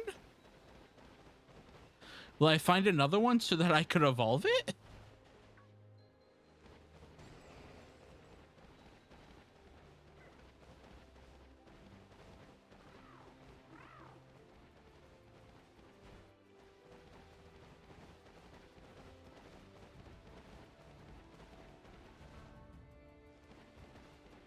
Yeah, I don't know nearly enough of the shiny, like the shinies. I haven't looked up a lot of them because I'm like, oh yeah, I'm just gonna go one at a time, get the ones I want, and like, so yeah, some of them are like really easy to tell, and if I happen to run into them and I'm like, that looks different, I'll go after them.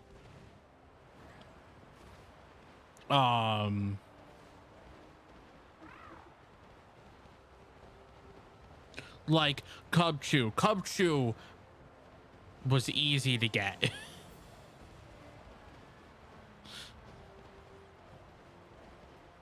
Wow, this is like going at a crawl.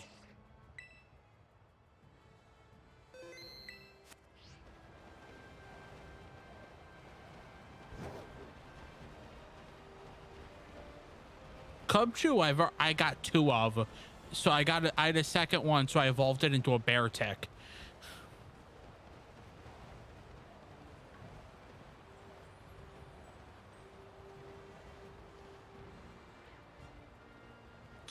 Oh, you know where I have to go to actually see Frigibax?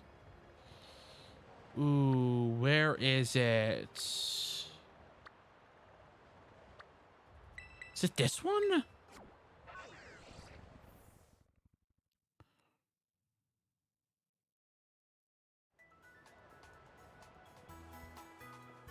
No, which one is it?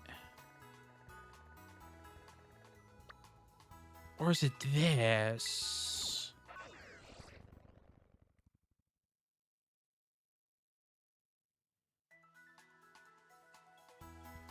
Oh crap, I don't I don't remember which one is the one that's like within the mountain. It's not that one.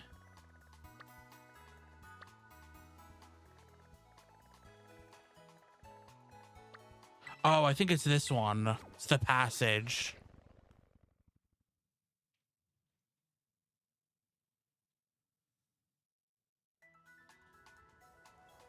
Yes.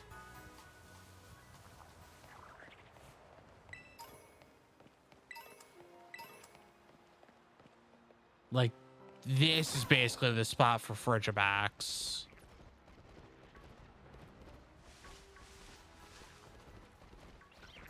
I feel like.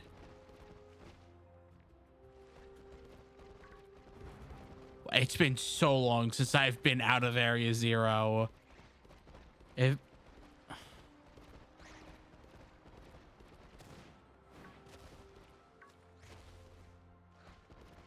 Hi, Dino.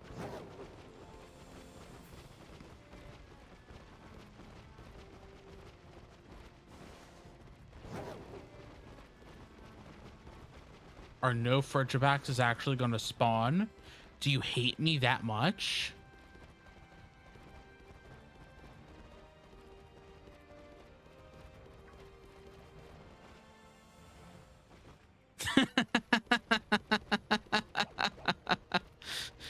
Sharky was in there for so long, they were planning a rescue party.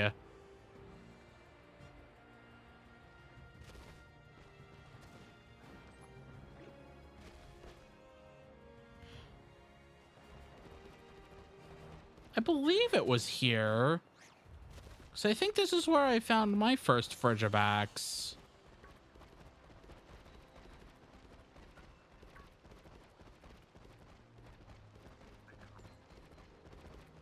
But maybe I was wrong.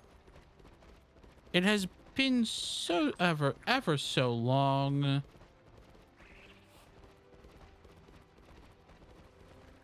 It also could just be like, it's been a while. And I'm not getting good luck.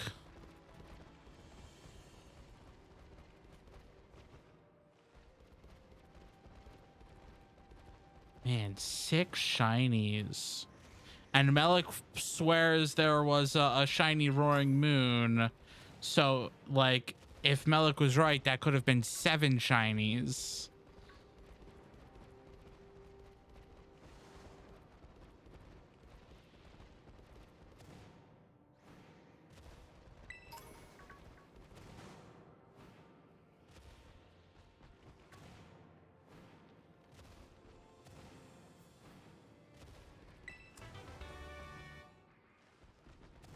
Oh.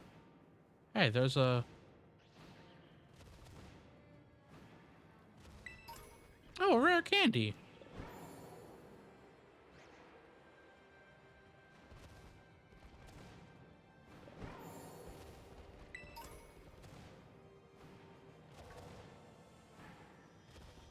Oh, a Lucario.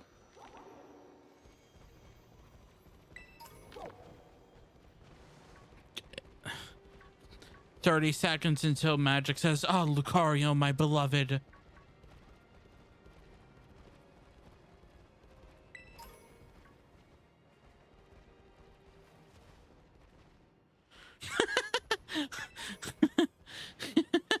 I looked up for a second at Shark. I thought Sharky returned to his home in Area 0.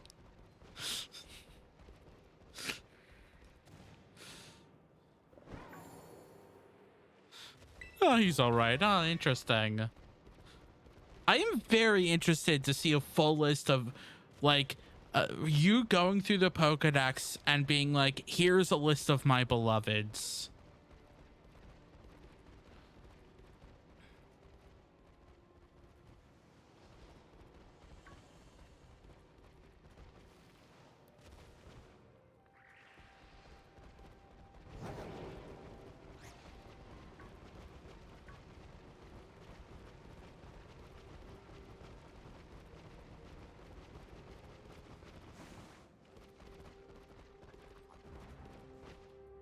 I'll start scrolling through therapy and compiling the magic. You're too nice to me. For some stupid comments I say, you're very nice to me. My stream child.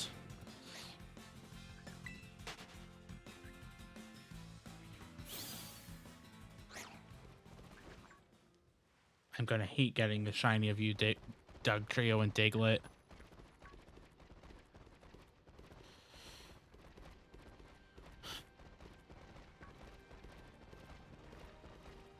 Come on, where's the shiny Gino?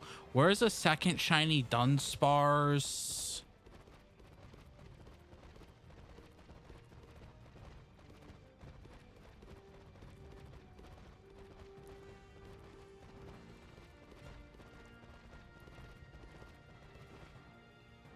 Where's the shiny Makuhita? Nice. That seemed to have taken a little bit.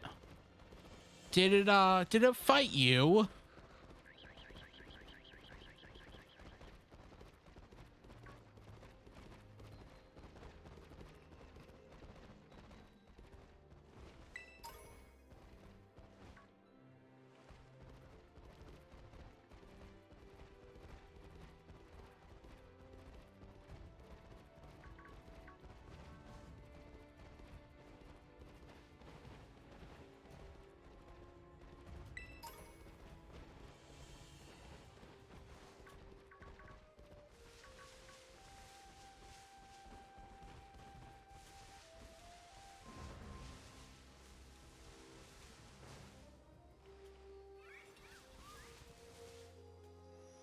Is that a shiny?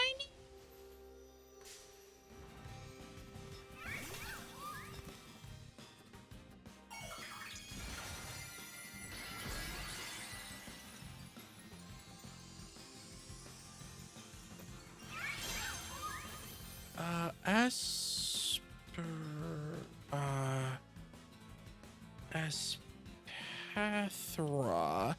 I don't know if it's a shiny. It's not. It is not a shiny. I literally could not tell because it's been so long since I've actually looked at Espathra's design. So I literally got into battle with it, and once I saw its name, was able to like look at Cerebi. The way that you can tell is its wings, and it's basically anything that's like a tannish color is actually more like a dark brown.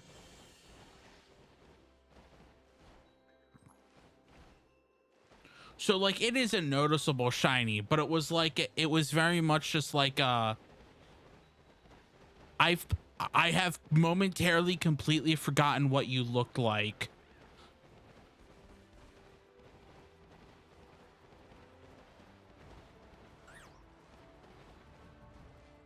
Oh yeah, and the colors changed in the middle of the in the middle of it because of the terrestrialization. Snom is one of them that I never understand. I can never tell if it's a shiny or not.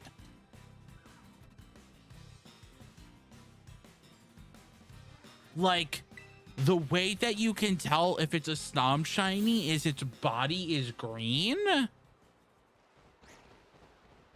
but like it's just like I never remember that, and I'm always like I can't tell if that's a shiny or not.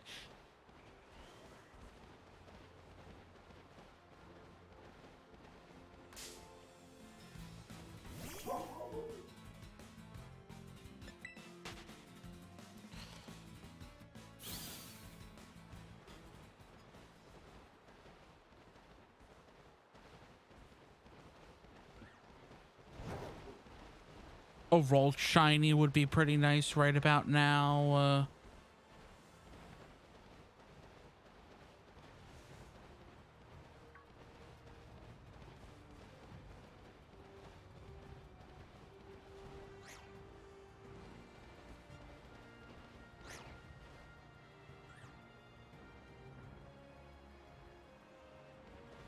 Um,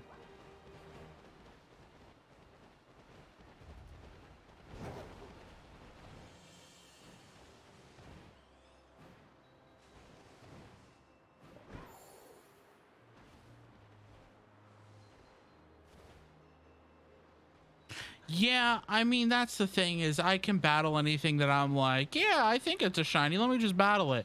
And see if there's the sparkle. The problem is that I'm just like, ah, well. The other thing is you can do the let's go mode. And if it battles it, it's not a shiny. If you don't battle it, it is a shiny. Because the let's go mode doesn't actually battle the shiny Pokemon.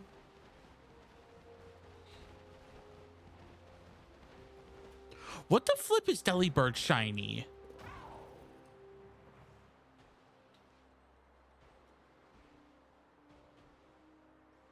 Yeah, if you do the oh wow, that is very noticeable. Okay.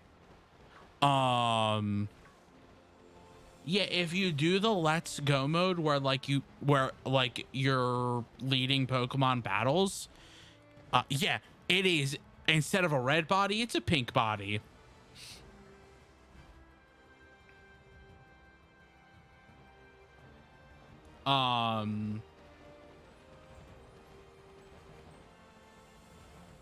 Yeah, any shinies. That's also one way that you can tell if it's a how you can tell a shiny Zorua slash shiny Ditto, because you'll actually not see that it is a shiny. You'll just see the regular Pokemon, but your let's go mode will not. You're not a shiny, I don't think. Your let's go mode will not battle it because it still knows it's a shiny.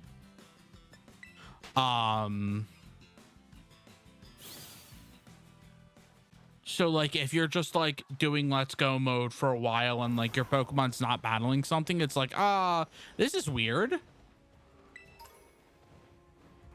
You have a shiny on your hands. What's frost moths? Oh, that is hard to tell. Frost moth is just is a light green.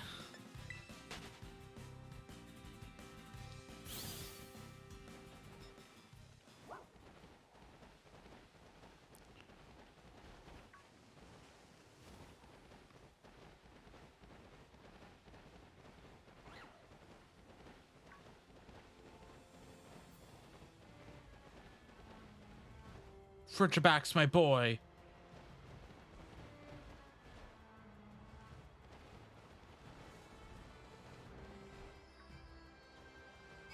Frigiback's my boy.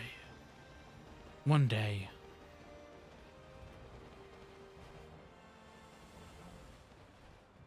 Crap, I forgot what Frigiback shiny is.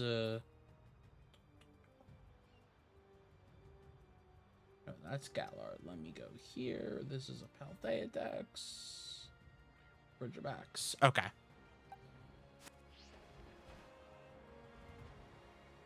Frigibacks is actually kind of annoying to say because it's like instead of a gray, it has the same body color as its stomach. And the little like arm things that it has but on its like wrists, instead of being yellow, they are pink.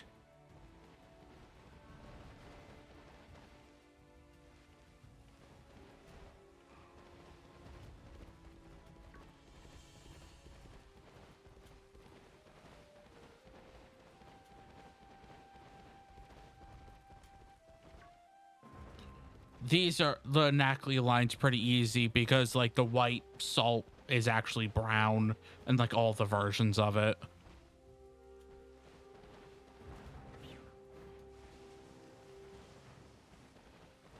Go-Goat, I've never realized. I never understand what Go-Goats is. If there even is a tell for Go-Goat. Go, go, go, go, go, goat.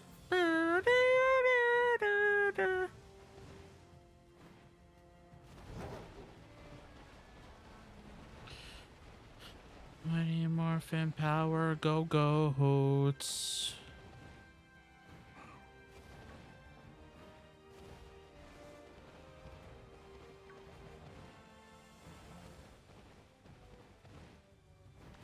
I hope y'all are having fun.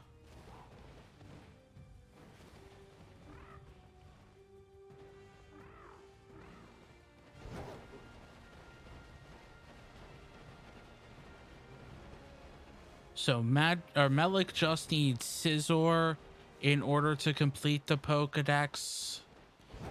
I'm over here getting 6 shinies. Half of them being Screamtail. But it is getting late for you. Yeah, it is. It is getting close to 11 or to midnight, I should say. Not 11. I can't tell time. I can't read a clock, apparently. I have a digital clock in front of me, and apparently I can't read it.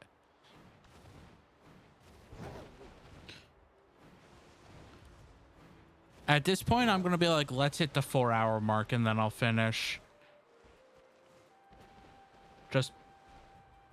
That's an interesting group. Just because I like nice round numbers. Ugh.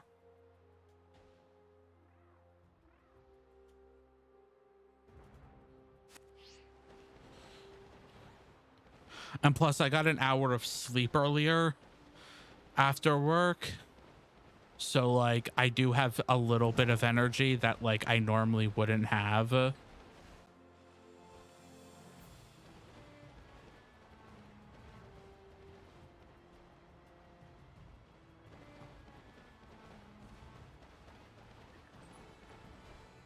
I just realized I have a Scyther email code. So you literally just need to trade it and get it back, and then you're done.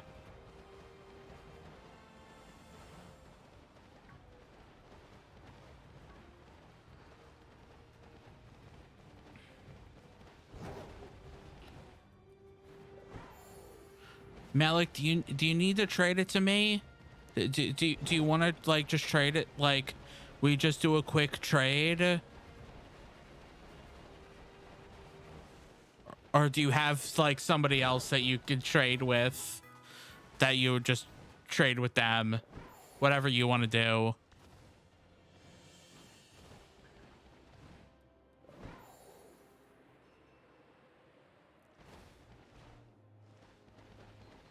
Oh, yeah, I can do that. Let me connect to the internet.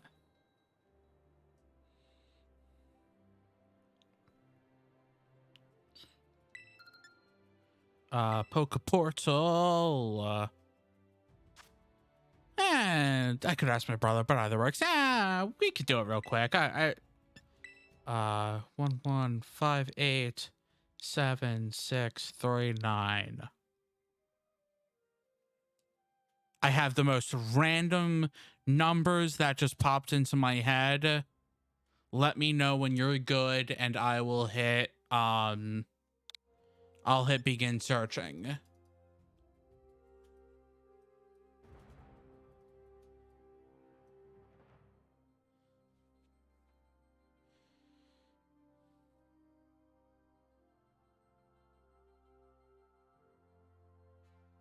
Cool. Begin searching.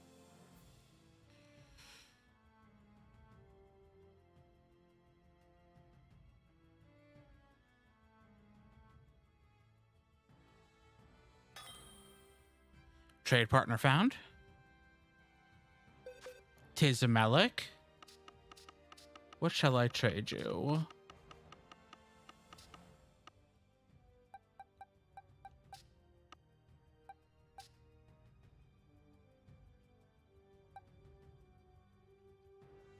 I have some of these. Here. Have a score bunny. as trade fodder until you get your Scyther back. Or Scizor.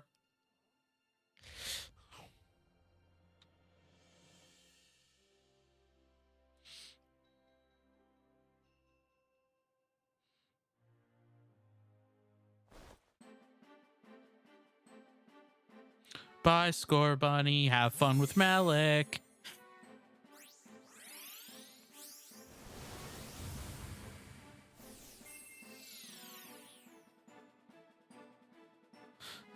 If you want to keep that Score Bunny, you can just send a random other Pokemon.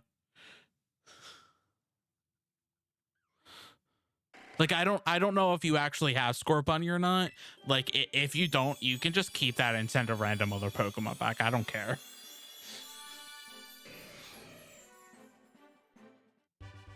And there's the Scizor. You can learn that later if you really need it to know Bullet Punch. And then I will trade it back. I'm all good. I have Cinderace. Cool.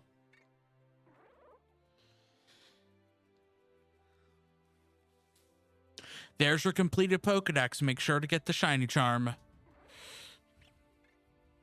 Or once we get out of the screen.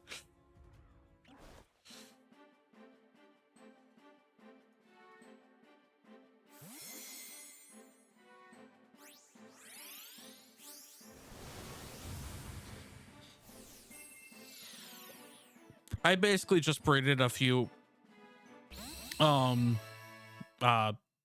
Bunnies just in case people needed them, because I think I have a few friends who missed that. Let's end the trade. Good thing I'm already at the school for talking to the history teacher. All right.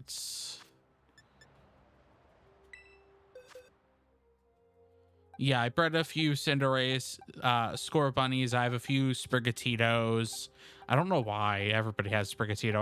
I have some Charmanders in case people really need Charmander. A few Fuikokos just in case. Because I have all three of them.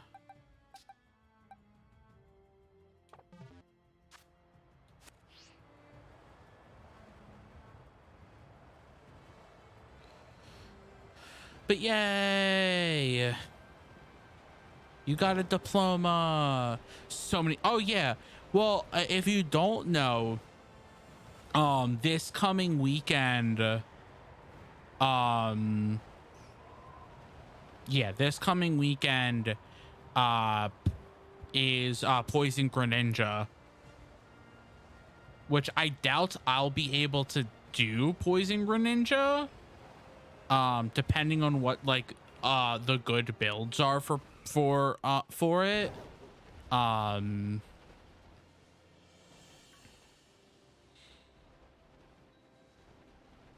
Because I don't think we know what the what its moveset is just yet.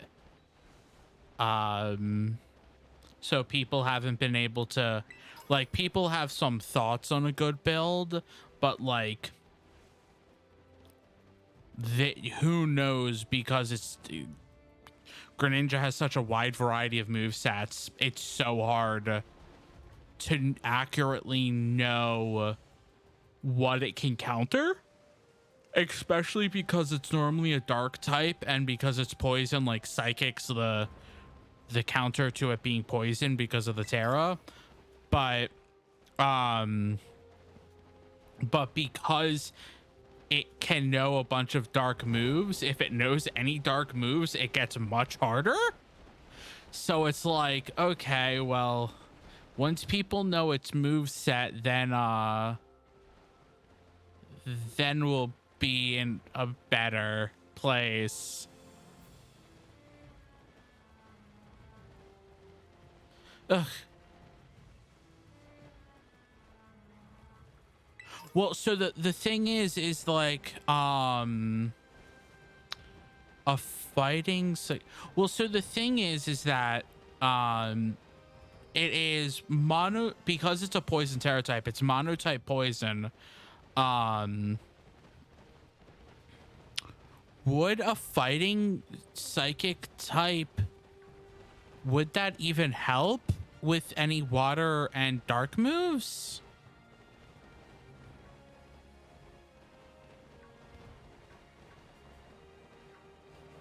Because it doesn't have its dark weaknesses to fighting. But it has all the but you would have all of the weaknesses for psychic if it has any of the dark moves. Like that's where it gets a little bit messy. I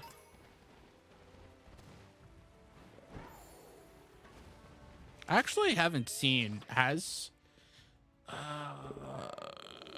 Pokemon Scarlet Greninja Raid.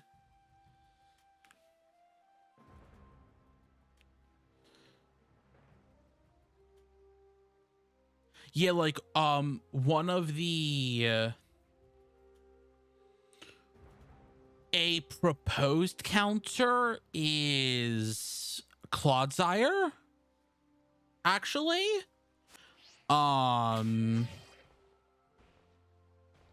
it would only negate. Well, I don't remember. Does Dark have a resistance, or does fighting have resistance to Dark? I honestly don't remember.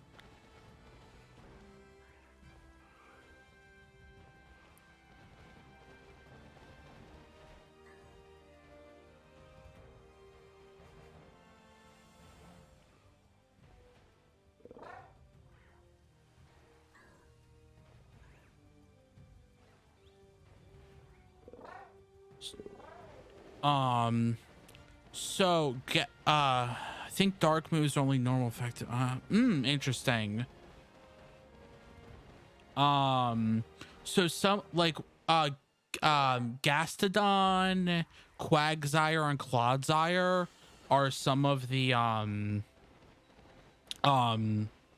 suggested ones that people are thinking. For Clodsire, it's because you can do like stockpile, and Clodsire has a ability that negates any it has water absorb, so it's like literally just absorbs any water types.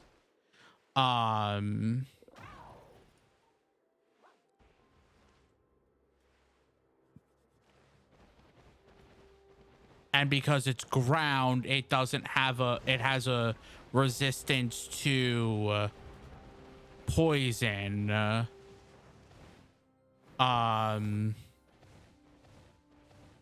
But like it gets a little bit like until you're able to terrestrialize, like if it has a move that can hurt you, like any of its other like random moves that like it might not be good, like it's such a like unknown right now what could be good or what is going to be bad. No one's really gonna know until Friday hits.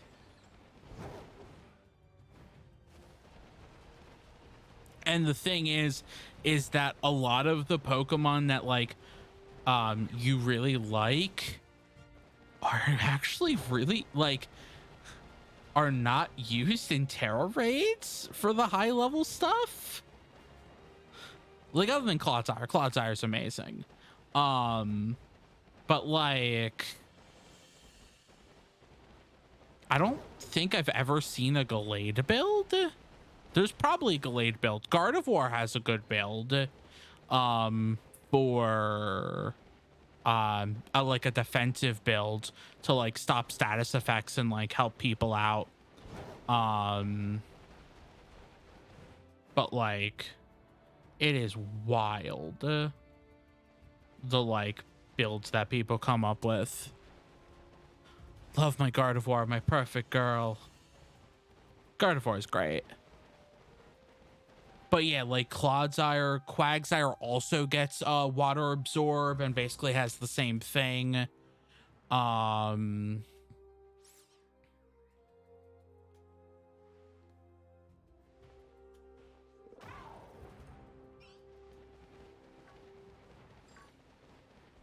um Gastrodon had water absorb again.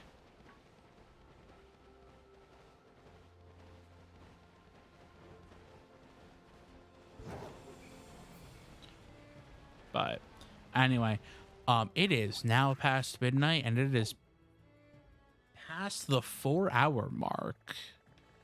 Another dragon type. Gosh dang it. There's a Drifloon. There's a Dondozo and Vaporeon and Vavavoom. Wow, there is a lot of. I feel like there are more outbreaks than there normally is.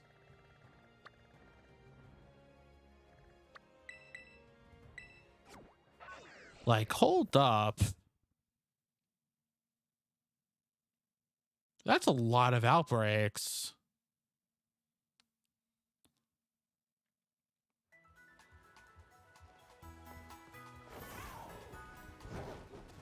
How easy is it to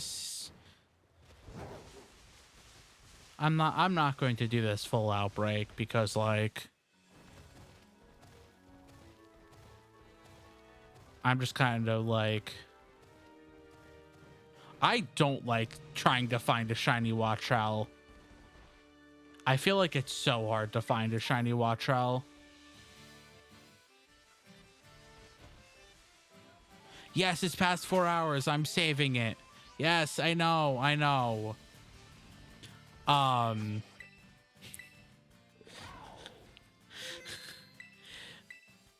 Thank you everyone for joining. Thank you for hanging out with me. I will be back on Saturday probably for some Digimon. Let me save it one more time just to be even super sure. Yeah. I'll see you next time. Bye.